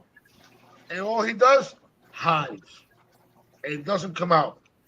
The only thing he comes out is to eat and then goes right back in the hole. That's a big ass parrot cichlid right there. Is that a blood parrot that you have there? Yeah. Oh, nice. I had to take out Is it a King Kong or what? No, just a blood parrot. Okay.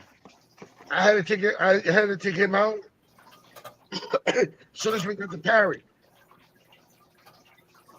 Because when I saw Lady Simi's face, she was like, "Are you taking him out before you put the parrot in there?" I said, yes, my love.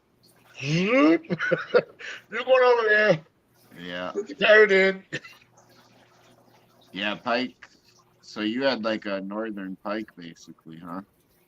Who knows? But he was just destroying all my stuff, and I said, nope. So now he's all by himself. How big was it, would you say? When I got him, he was about that big. But now he's about that big. Oh, okay. He's gonna get a few more inches, and then that's it. You have is it actually a pike killifish? I don't know. I looked it up, and it was a white spotted. That's what I looked up. White Might spot. actually have a pike, like a pike, not like a killifish pike. You might have like an actual river pike. Yeah. Or That's like a northern pike or something. That's you a know? bad hombre. Yeah. Yeah. I mean, even my pike killifish will kill absolutely everything. Everything. They're like little barracudas. I've got one killer fish, man, and I keep her locked up right here. Well, I have You're a pair. 100%. I have a pair of 100% these right, pike James. killies. These pike killies, they'll get almost 9 inches when they're full grown. I don't know what happened to Vinny. I haven't seen Vinny for a long time. I haven't seen Vinny myself. But the cool thing about the pikes too is like you usually can't keep them together, but if you get a pair, they'll stay together and kill shit together. You know what I mean? Something down here reeks. Yeah, and they're live bears. Did you know that? I did not. Yeah, they're live bears. They're the only killifish that's a live bear that I'm aware of, anyway. So I opened a lid last night to feed my hybrid fish. Yeah. Next thing I know, I had a missile coming out that sumbitch. Dude, it shot out of one side of a 75. I'm probably judging by the distance. I'm going to say it's a good 8 feet. It smacked the lamp that's in the corner over here, and it landed on the table and was looking up at me like, help. And I bet you what it is. It was one of your hybrid? You die. I bet you that you dumb ass. I've had these things for probably 8 months now. They were that big when I got them. Okay. Oh, Hey. wow. Wow. And they're in a 75, What so are they're they probably a hybrid about of again? 125. It's supposed to be a star sapphire and some in Bona. Huh. That's the only thing that I know because I can't contact the owner because I can't find him. Okay. He surrendered them to the local fish store, and the dude's like, I can't sell these. I'm like, why? He's like, I can't sell a hybrid fish. I'm like, why? I'm like, there's got to be an idiot out there like me that'll take them. Great. And I started them out in a 10-gallon, and then I just chucked them in a 75, and here we are. Sure enough, there was an idiot Kinda out there funny like me that because- took them. I took them. There was Yeah. there was 21 of them. It's kind of funny when Let me fish do this real stores quick. when fish I'll be stores right say they back. won't sell hybrids. You Now know, Gordon when is you- back. I'll be right back. All Okay. right, Garcia. You Yeah, know, when no, fish stores say they won't sell hybrids, well, damn near anything you keep in a tank has probably been hybridized in some form or fashion. Some form or another, yeah. Yeah. Yeah, like I mean, all depends. Like if you're going with captives, and I'd say like any net well they're all You need fancy fish for sure. any fancy fish. You know, I mean, there is some fish, you know, you get from the wild that you'll keep in your tanks and stuff like that, or wild caught fish, but like wild any caught fish and stuff like that. And then there is some fish that have stayed relatively close to their wild counter, you know, where they were caught and all specifically that. bred for Yeah. I get it. You know, I'm the guy that will take all the misfit fish he gets. Literally, if he gets a misfit batch of fish, he'll call me. He's like, "Hey, I got this, such, and such," and then he'll send me a bunch of pictures of them. Do you want them? I'm like, let me look and see if I got room. Yeah. Typically, it's the last few times have been in bonus, so I've just chucked them in with the rest of mine after they go through quarantine. Yeah. But lately, nobody's just giving away tanks of fish anymore. Do you guys when you guys quarantine, do you guys do like the med trio method, or? I do. The brand new what you fish guys I just got, even though they're in a tank by themselves, I'm treating them in a 75. They're quarantined in there. That's their home, but I want to make sure they're healthy because they're kind of not easy to get around here. Yeah, I in terms of quarantining for me, it's typically their own aquarium for at least a bare minimum of 3 weeks. If I see anything that makes me want to raise a red flag, I'll immediately start treating. However, it depends on what I do. So typically, like my go-to method for quarantine treatment is Prazi Pro. Okay. So Prazi Pro, that's typically my go-to, and some dewormer, just to flush them out. That's typically my go-to. To be honest, any other time it's salt, rock salt. I was gonna say mine straight out aquarium salt first. Rock salt. That's it. That's what I do. Rock salt. I crank that temp a little bit. Just a I little was gonna bit. say, do you crank the temp? Just a little bit. Yeah. Yeah. I bring her up. Like every tank in my fish room is about 78, 80. Majority of them are 80, other than the mud skipper tank. Okay. And the snapping turtle, right? He's just room temperature. But it's like 20. It's 20. I don't know, 24 degrees Celsius in the room. So pretty damn warm. Like if I wear a sweater in here, I start to cook. If I'm down here in anything other than shorts, I'm in trouble. Yeah, I'm cooked. She's here. That's what my fish room stays. That's not bad for having a bunch of tanks down here. No, it's perfect. You just heat the room? Right at the moment, I've got a space heater going in here that's been going for a while. I have 2 tanks currently running. I'm trying those as test tanks to see how they do without heater. One is a saltwater tank, and the other one is my natural blue Acara. And so far, they're hanging about 77, 78 degrees. Perfect for marine. Yeah. But my tanks, even though some of them have heaters, I keep them at 80. I keep them at 82, 80, 79. That's a little warm. Yeah, They love it. Yeah, no, it's perfect. Yeah, you know what? The reason why I keep my tanks at that temperature, because warmers house, usually better than colder too. In my house, I keep it at 69. Yeah, there you go. My AC is always low. Yeah. Oh yeah. No, for sure. In my house, like when it's summertime kicks and it starts to get hot, it's hot. Like my house is. If it's anything higher than 70, I'm sweating. My house Yeah. stays at 66 in the summer. Yeah. Cool. Icebox. Yeah, I have to have that. I'm a fat dude. I got to be a little cool. I mean, I like my house like 70, and that's all year round. A My fat house dude is that stay loves at, like, cupcakes. 70. Fuck yeah, I do. Excuse my French. Yeah. Cupcakes and brownies, especially if you're stoned, brownies are the shit. Yep. Yep. No idea. Brownie. Yeah. And So be all natural like Garcia. yeah, dude. Like I mean, like what I like to like I just I don't even need to heat this room. Like this room is just naturally like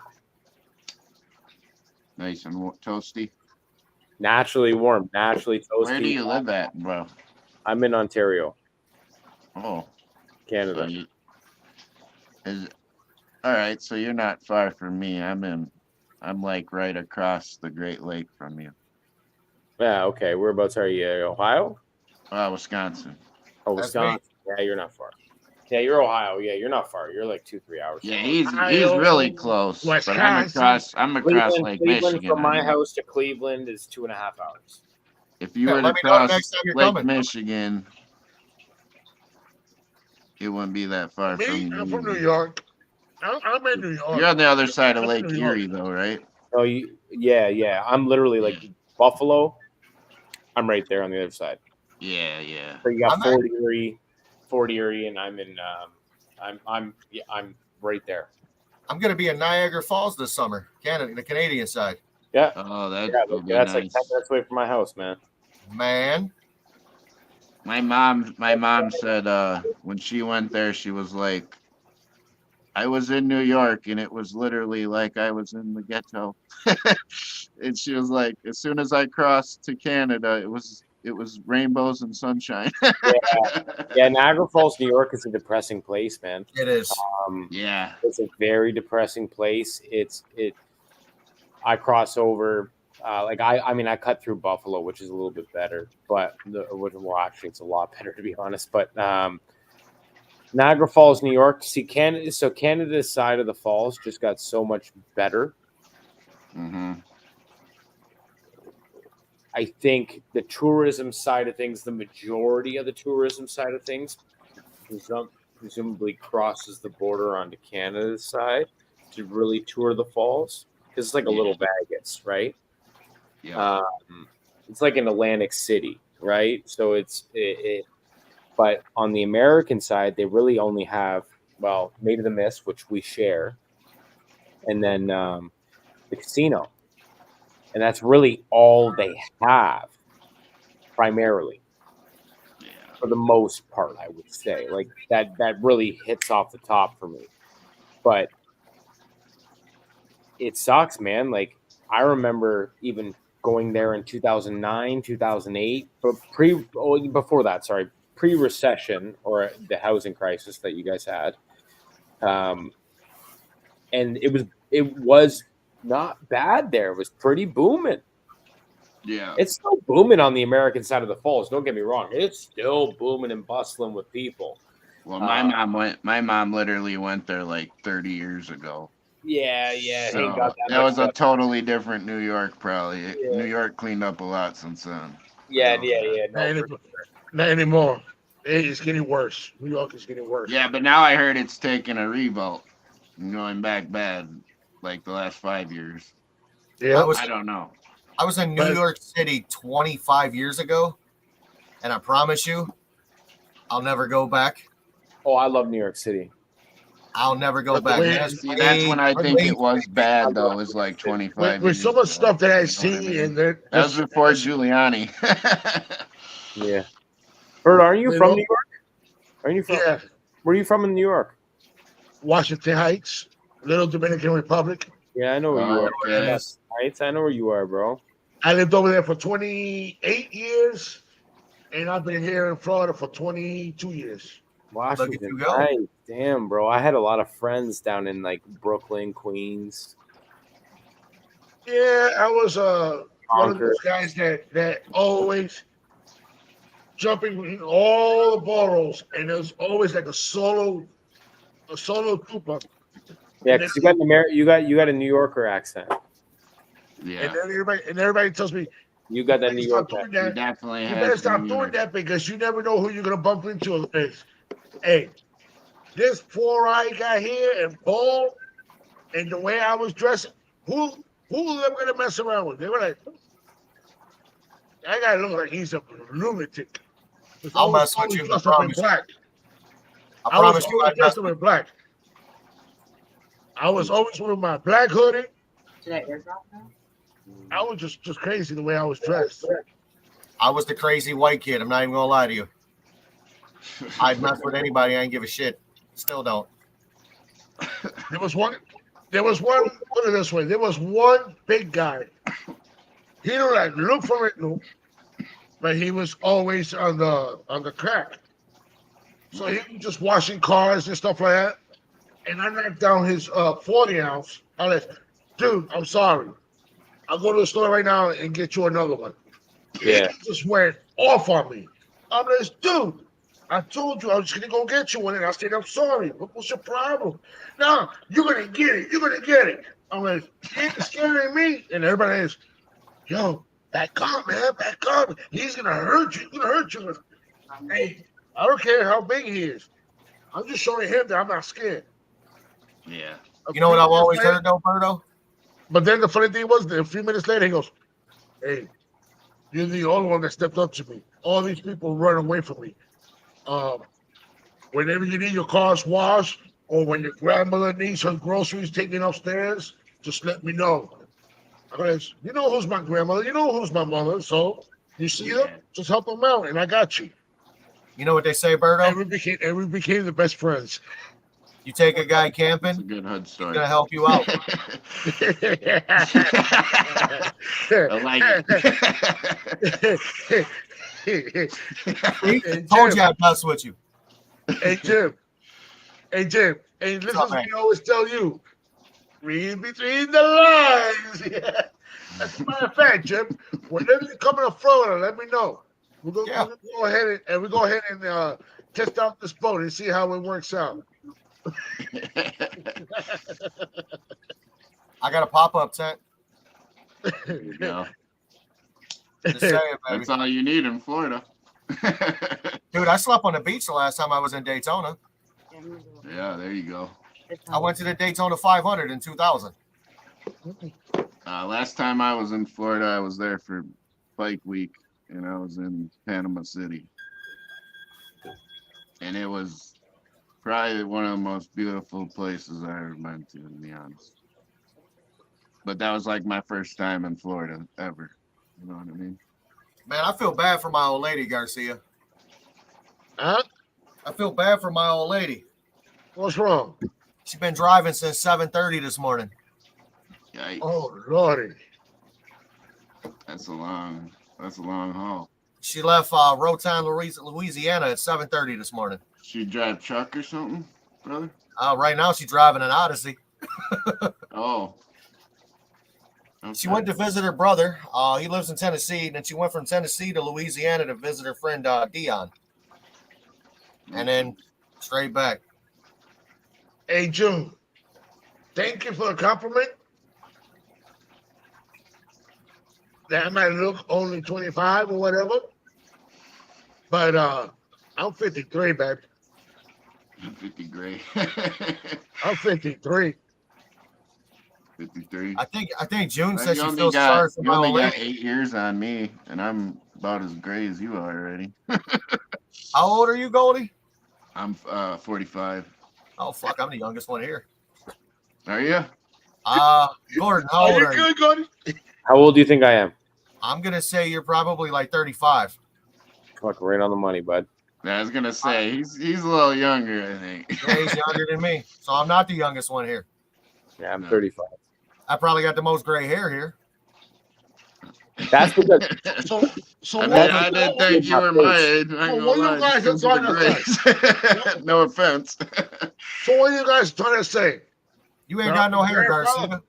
If I Your told you grays who are on looks your the chin, oldest here, if I had to just tell like you me. if I had to tell you who looks the oldest here, it's definitely Birdo. It's definitely Birdo. Yeah. Damn.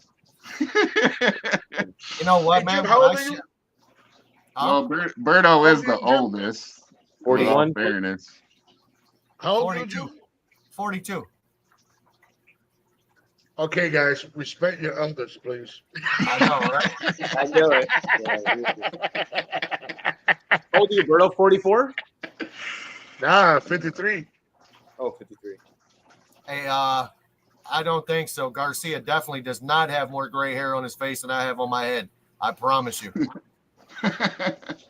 Oh shit! My power's turning off.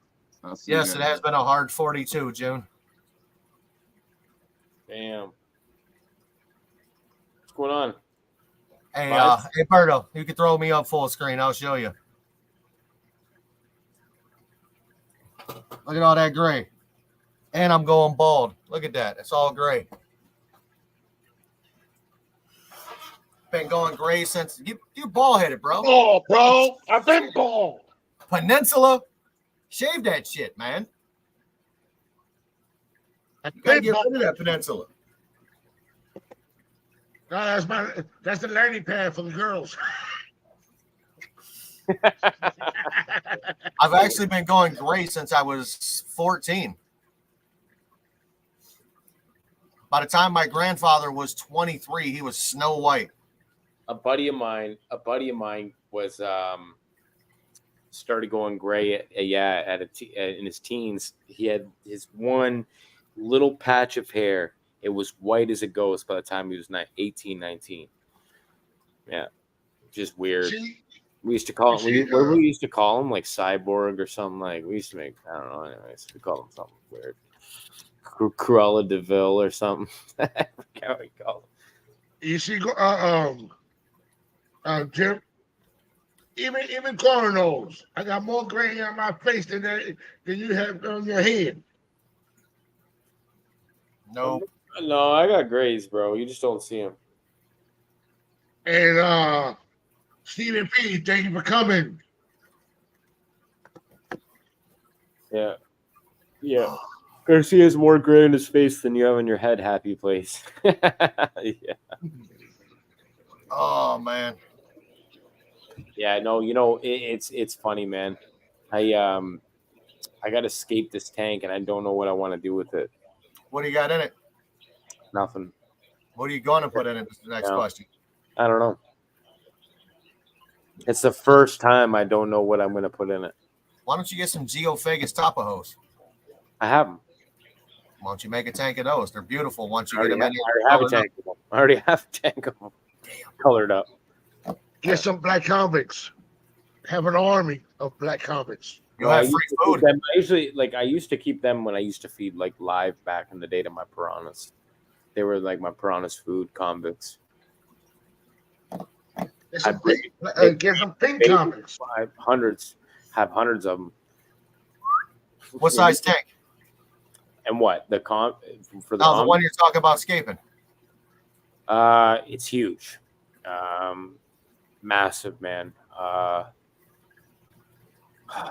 Like I don't even know where to begin. It's so big. It's 4.1 gallons. 4 gallons. You gonna put a beta in it? No, I'm thinking cherry shrimp. To be honest, I'm thinking a shrimp tank. In my opinion, I think it's still even a little too small for a beta.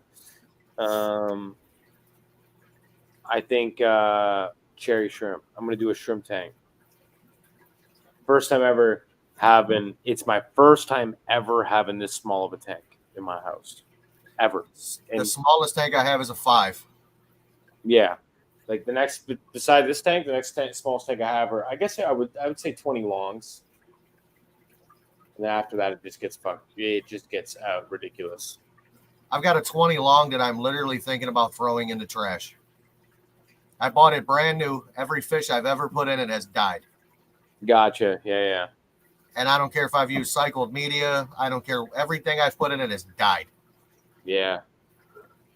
I think it's just a bad luck tank. Bad luck tank. Bleach the tank Let it I dry. have. Okay, yeah, and then there's something wrong. Something's up. That tank's just bad luck. I thought about using it as a sump, but then I'm like, I'll probably kill everything that's there. So I think I'm just gonna trash it. You trash the tank, curse tank, sell it. Sell it to somebody for dirt cheap online. Hey man, telling you right now, dude, this tank is cursed. Be careful with your fish. Coro, you should look into my channel. I've got a 300-gallon pond. I ain't gonna turn a 20 long into a pond. I don't know what I could put it in there. What I could put in there. Guppies. I lost every guppy I put in it. You can put. I lost. You can put some smaller species of Corydora in there. Make that a nice little planted tank for Corydoras. You know what? I could use that to try the father fish method. Yeah. I want to try it. I know it's gonna suck, but I want to try it.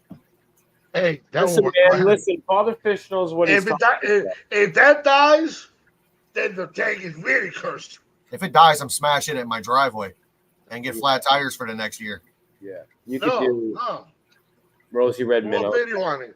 The tank that's cursed. Yeah, that'd be cool for a pond. It would be cool for a pond. Yeah. Computers. So I went and bought a Geophagus feni. I bought 7 of them. They were like Beautiful. that. Yep. Take a I was long time. quarantining them and the 20 long for a little while. Yep. Before I put them in my South American. I lost all of them. I'm like, you know what? No. Also lost all my Walroo, man. I had 12 Walroo. And Joey is the reason why I got 12 Walroo, by the way. I planned it out. I cycled the tank. I did everything that I could do.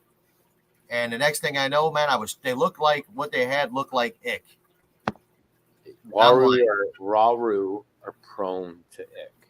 So I treated for ick. Literally treated for ick. They didn't have ick. Would they have velvet? Yeah. And everything that I was told is this treatment for ick speeds up velvet.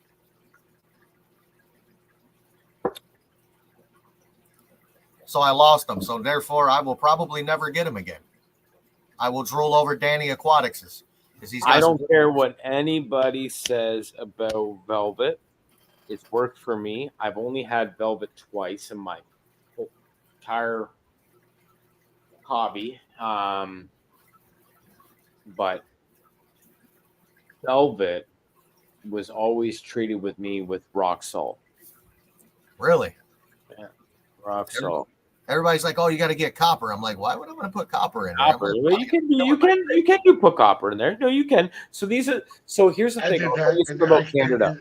I'll tell you something about Canada. Fish meds are banned here in Canada. Okay. So we're not allowed to have fish meds. So we have to get very creative with what we're able to use. However, I have the border right across from me. I also have a lot of American fish keeper friends that send me meds. Plus, I can just cross the border and go grab some at the LFS, literally 15 minutes away.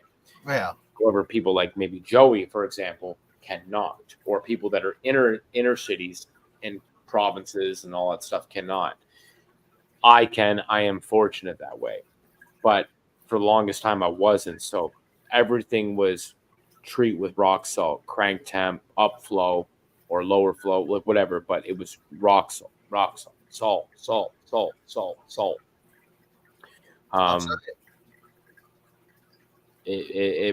always worked. I've had a tank full of ick, and Ick-X took rid of it like real quick. Oh, Ick-X and all that stuff. We're allowed to have Ick-X. We're allowed to have Ick-X and like the basic stuff or whatever. I found that methylene blue works better for ick than Ick-X does. Yeah, for ick, honestly, I just crank temp and salt. I don't even buy meds anymore. Crank temp. I'll crank that temp to 84, and just crank up the surface agitation to like no tomorrow. Yes, we see that there. Razzie Pro. I have a bottle. Just be relaxing, be quiet. I'm just trying to be a little bit educational, showing what I got and what I use. But you want to be a little wise. That's okay. I will tell you something. Put your Oscar in the 20 gallon roll. Dude, she'd hop out in 5 seconds. So you see this stuff? Yep. Tropica Specialized Nutrition. So I got a story about Tropica Specialized Nutrition. This stuff It's gold. It's cheap, relatively cheap. But have you ever heard of aquarium co-ops all-in-one? Yes. Hmm. There's like Easy Green or whatever it is. Yeah, all-in-one fertilizer. Yeah. This is the same thing, but better for less.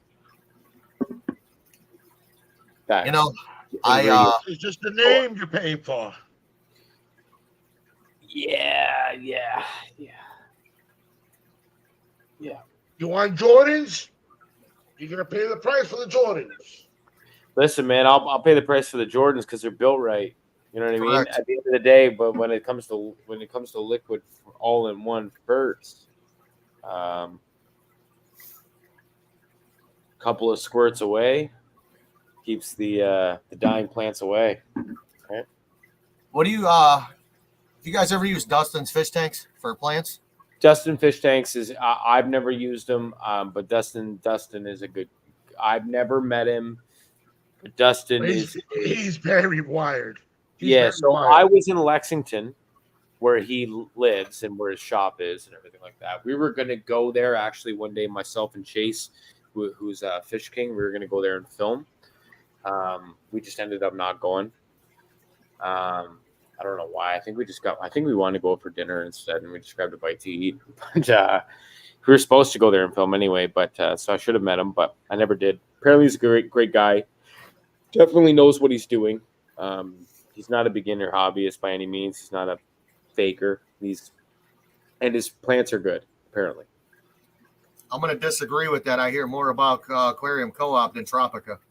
Only people I ever hear mention Tropica is usually KG Tropicals. I don't hear anybody else. That's the only people I hear talk about Tropica. Tropica is good, man. Tropica is good. You know who else is good? There's a lot of brands out there that are good. But I'm not that experienced in ferts. I'm not a plant keeper typically. I just know based off of research and ingredients what is what. Yeah, like an all-in-one fert, exactly. Steve kind of hit the nail on the head. All-in-one ferts are pretty damn good. They all do the same thing. They're all generally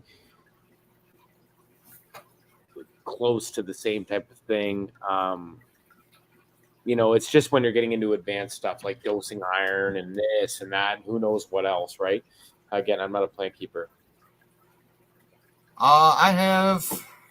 I've got one tank that I use for ferts. Yeah, Coral Works 100%. Coral Works brings up a good point. Tropica is like a step below ADA. Aqua Design and Mono. Co-op is like a step below Tropica and a step above API. Or Aqueon. Yeah. I would say co-ops, like in terms of their ferts, for sure. In terms of like their like actual like dry goods, like hard goods, like we're talking like lighting and other stuff like that. You can get the same stuff from like Alibaba, just without their name on it, or AliExpress or whatever they call it now. Temu. I'm a fan of Co-op sponge filters. Yeah, Tropica is literally a plant company, 100%. Yeah, Tropica plants are great, by the way. Ain't you based in Canada? Tropica? Yeah. I don't know. I thought they were based in Canada. They could be. A lot of the stores carry Tropica, a lot of Tropica stuff. We carry 2 Hour, like a lot of different stuff, right? But Tropica. Oh, they are. Uh-oh. Oh, shit, they are. The office in Canada. I'm looking it up right now. Yeah, they're a Canadian company. Oh, look at that. Canada, USA. So they have 2 of them. They have 2 of them. 2 plants. Vancouver. Oh, they actually they have an office in Europe and an office in Vancouver. Look at that. Somewhere in pretty damn cool. I didn't know that. Now we all know. He says he's just trying to get people to spend money with him. Not that it's a bad thing, but I can't take his channel seriously. Everything seems to be a money grab and scripted. I understand. I completely agree. I agree, bro. Do your hustle. I'm not saying that I'm thinking, he's a talented individual. He clearly knows what he's talking about to a degree in terms of aquarium education and all that stuff. And for sure, there's no doubt about that. But yeah, it's hard to it regardless of who it is. Like, you got to put yourself in that position. Like, if you own a fish, sorry, he doesn't own a fish store. A virtual drop shipment website, or virtual website, like a fish store website, I guess you could say, of aquarium goods and stuff like that. And you're also a content creator. Yeah, there's definitely going to be a little bit of conflict in terms of like brands and products you'd recommend. Like, I wouldn't trust you in regards to that. And it's no disrespect to you. Like, if like for example, Berto, if you started a fish store tomorrow and you're telling me the Seache Scuba preset heater is the best heater on the market, and you made a video of it, and you're also a big YouTuber, I ain't buying the Seache Scuba preset, bro. I'm buying the Eheim Jaeger heater. Tried and true. No, don't do that to me, man. Yeah. I'll hook you up though. Yeah. You know, like I said, man, I'm the aquarium co-op sponge filter guy. I've probably got 50 of them, but I can't get that dude to acknowledge me for like 2 seconds to take a compliment. Yeah. I've had better luck and longer conversations with with you guys and Lisa Hudson from KG Tropicals. I've had a longer conversation with her than I have him. Mm-hmm. Mm-hmm. Yeah, I mean, no, nice dude. 100%. Like, I've never had any conversation with them. I'll meet him I'll probably meet them both this summer at the fight. But yeah, no, like, I just, it's hard. Like, just me as like a consumer, what I'm saying is it's hard to, knowing that you have a store and profits are involved, for you to recommend a product to me. For a new hobbyist, I completely understand. I get that. But from an experienced hobbyist, if I'm asking you, what heater should I use, in the back of my mind, there will be something that says profit. So that's all. Like, and there's nothing wrong with it. And there very, very well may or may not be, and there probably is, and he's probably recommending the things. I got Coke for you. Do you want to buy some Coke?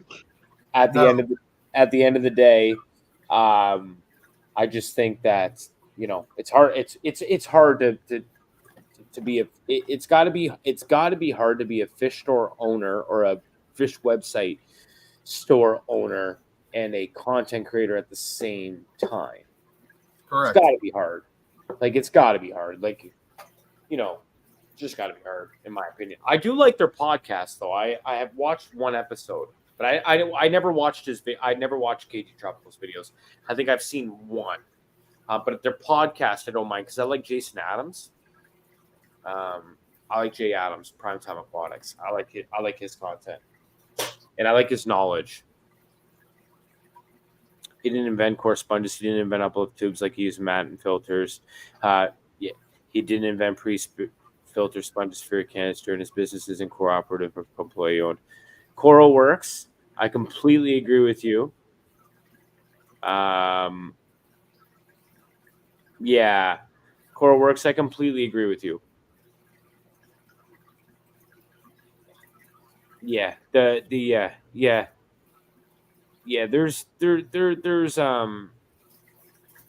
definitely some misleading or use it if you want to, man. Yeah, like, no doubt about it.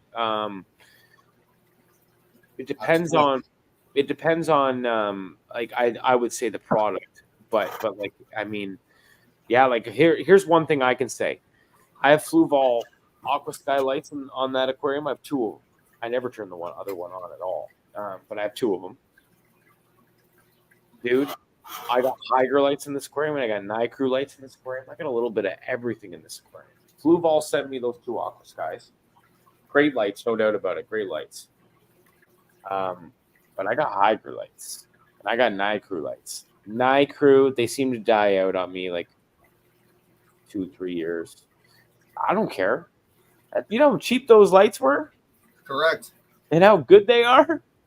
For what they are, they're decent. I got They're a bunch of decent. Aqua Neat. I Yeah. got cheap ass Aqua Neat. They work fantastic for what I'm doing. Yeah. All I'm doing is looking at my fish. Yeah. The ones that I'm growing plants on have a better light on them, but Yeah. the Aqua Neat will grow plants. Yeah. Yeah. Yeah. Yeah. Low No, light plants. we have I have Hydra lights. They're awesome too. Hey, Gordon, is Big Al still open in Canada? Yes, they are, Alex. I was just at one today.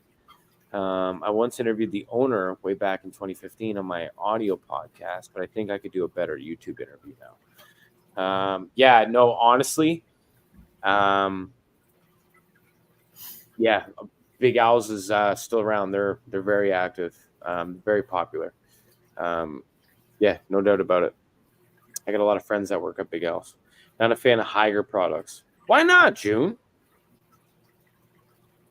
I think they're dope. Their heater, honestly, their Hydra titanium heaters are the best heaters in the market right now. I'm pretty much getting ready to switch all of my glass heaters over to titanium. Yeah, the Hydra titanium heaters, I'm telling you, are the best heaters on the market.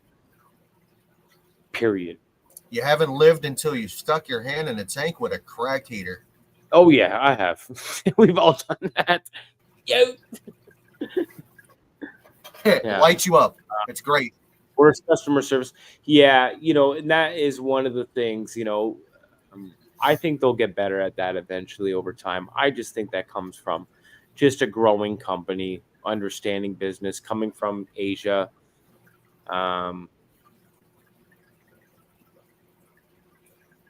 No, Hydra actually is the manufacturer, what I found out recently. So they're actually they do the majority of their manufacturing in plant. And when they outsource some stuff like all companies do, that's no different than anything else.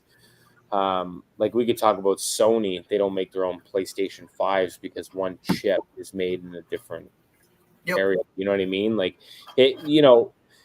But yeah, no, I found out, Coral, good point. I found out, Coral, that actually that Hydra is pretty damn solidified. I'm excited, man. I'd like to see what they come up with. I'm a supporter of Hydra, and they sent me. What did I get? I got portable. What did they send me for free to review? And I never ended up doing it because I didn't like it.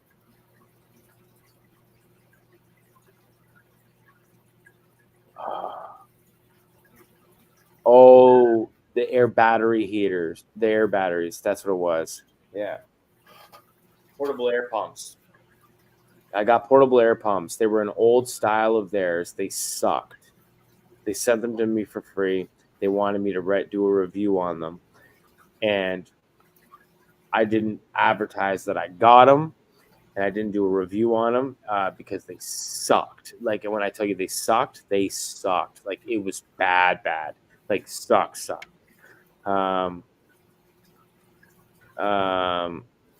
Corey does stand behind his products. I'll give him that. Yeah, they cost 2 cents. But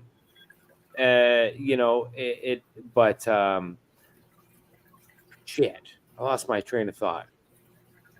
I can get Hydra, Nicrew, London's, whatever the qualifiers you're behind of. Yeah, you know what I'm talking about, Coral. Lights from Alibaba with my own sticker on it. Yeah, I would say the Hydra lights, though, are pretty damn good, Coral. They do some damage. What do they send me? Yeah, the Airstones. Anyway, so they send me a revised version.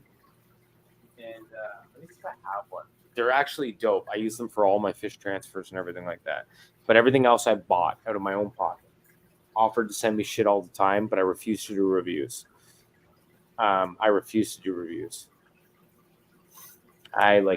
I'm scared to do a product review because I'm not doing it within a month or a week or whatever you want. That's just never going to happen. You got to be able to test that shit. I can't test the shit. I got to test it. Right. I tested mine. when I did a review for them, I gave them the good and I gave them the bad. And Yeah. what happened? There's your point. See me like I did that, and then out of nowhere, I haven't seen nothing else. yeah. It looked like they just want me to just do just the good and nothing with the bad. But it's my name, my face, my voice. I gotta You're see basically what it putting is. your name on it. Yeah, no Yeah. invoice required for replacement. That is one thing June did say well. I used to work with Fluval very closely, if you don't remember. And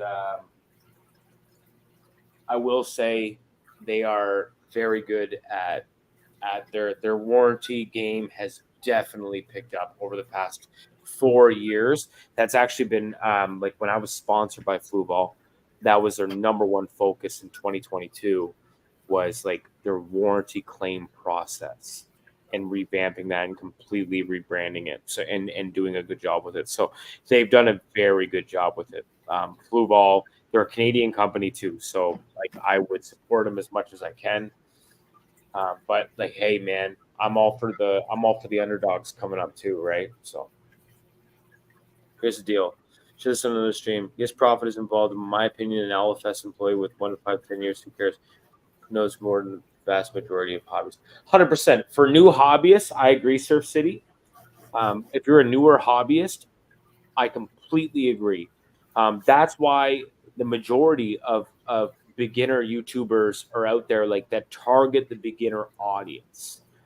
Hey, do you want to go to YouTube University on how to keep fish? You would watch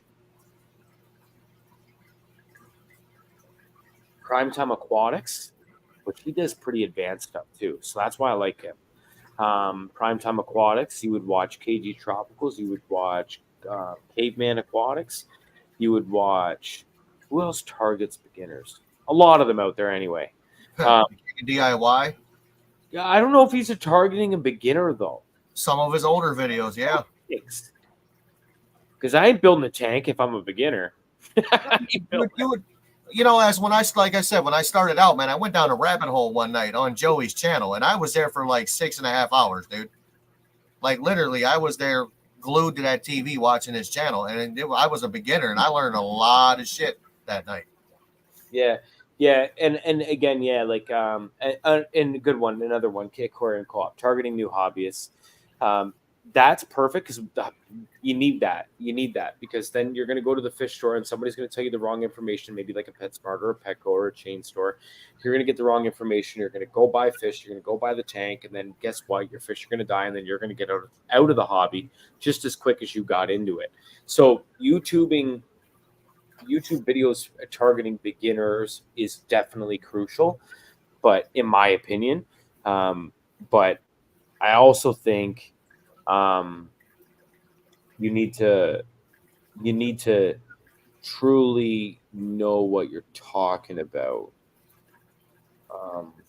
as well, and make videos for advanced hobbyists, maybe an intermediate hobbyist, expert hobbyist, whatever you want to call yourself. To be honest, I call every other hobbyist an amateur, including me.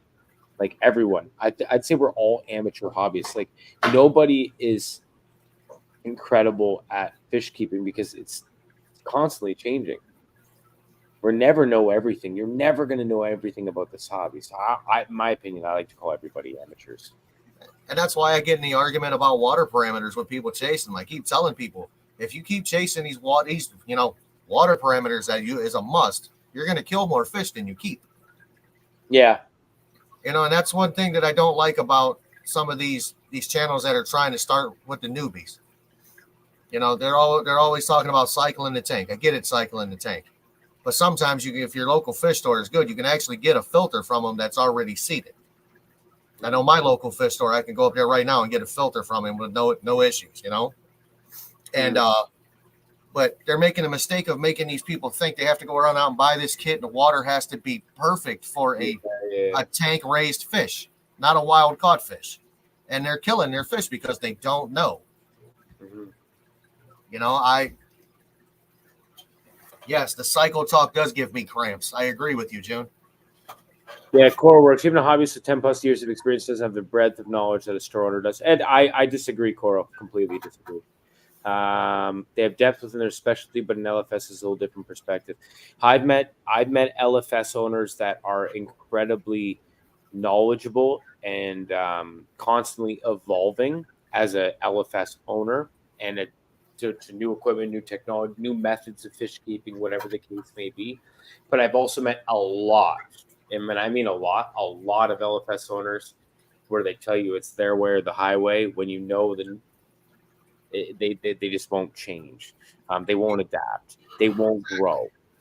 They've been through it all for sure. They'll tell you how to cure ick. They'll tell you how to treat velvet. They'll tell you how to treat hole in the head. They'll give you all of the basic sickness treatments, and they'll give you a damn good advice. No doubt about it. No doubt about it. They'll teach you about plumbing, filtration, because they've been through it themselves. They set up that fish store, unless they're all running on pumps, they're typically running on a main sump system or whatever.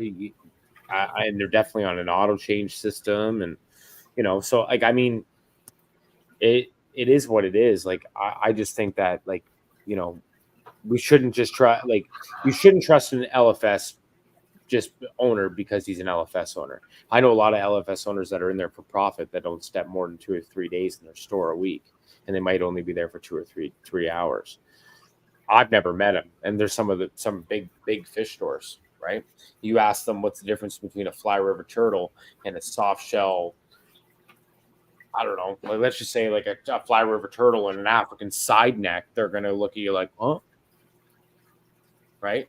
Well, we know what we know what a fly river turtle is, or that's a bad example. Let's say a fly river turtle and a red-eared slider. They're going to think it's different, the same thing. I've met fish store owners like that. So, well, guys, cycle talk. Conversation is good. The topic is great. We're having a great hangout and all that. But the sad part is, it's 12 o'clock over here. Yeah, no, I gotta get some sleep. Yeah, I gotta get to bed too. At least kept him up. We could do this again if you want to be here on tomorrow, or we could do this on Saturday, or we could do this on Sunday. It doesn't matter. Just email GarciaAquatics@gmail.com and let me know. And guys, and for the people that was on my panel that came up and said hello, that was in my chat and my moderators, I want to say thank you for everything you guys have been doing, showing all the support, showing all the love. And guys, just make sure you got that notification bell turned on for you will be notified when I'm dropping a video or dropping a short or when I'm going live. And Gordon, do you have anything to say, buddy? Go put some 8535 on those hips, big guy. Thank you. And you, Jim? Hey, man, as always, it's your hobby. Do it your way. And everybody, thank you for being here. And thank you for showing all the support and all the love. And I love you guys. And I'll see you guys till the next time. And who knows when that will be. Take care, everyone.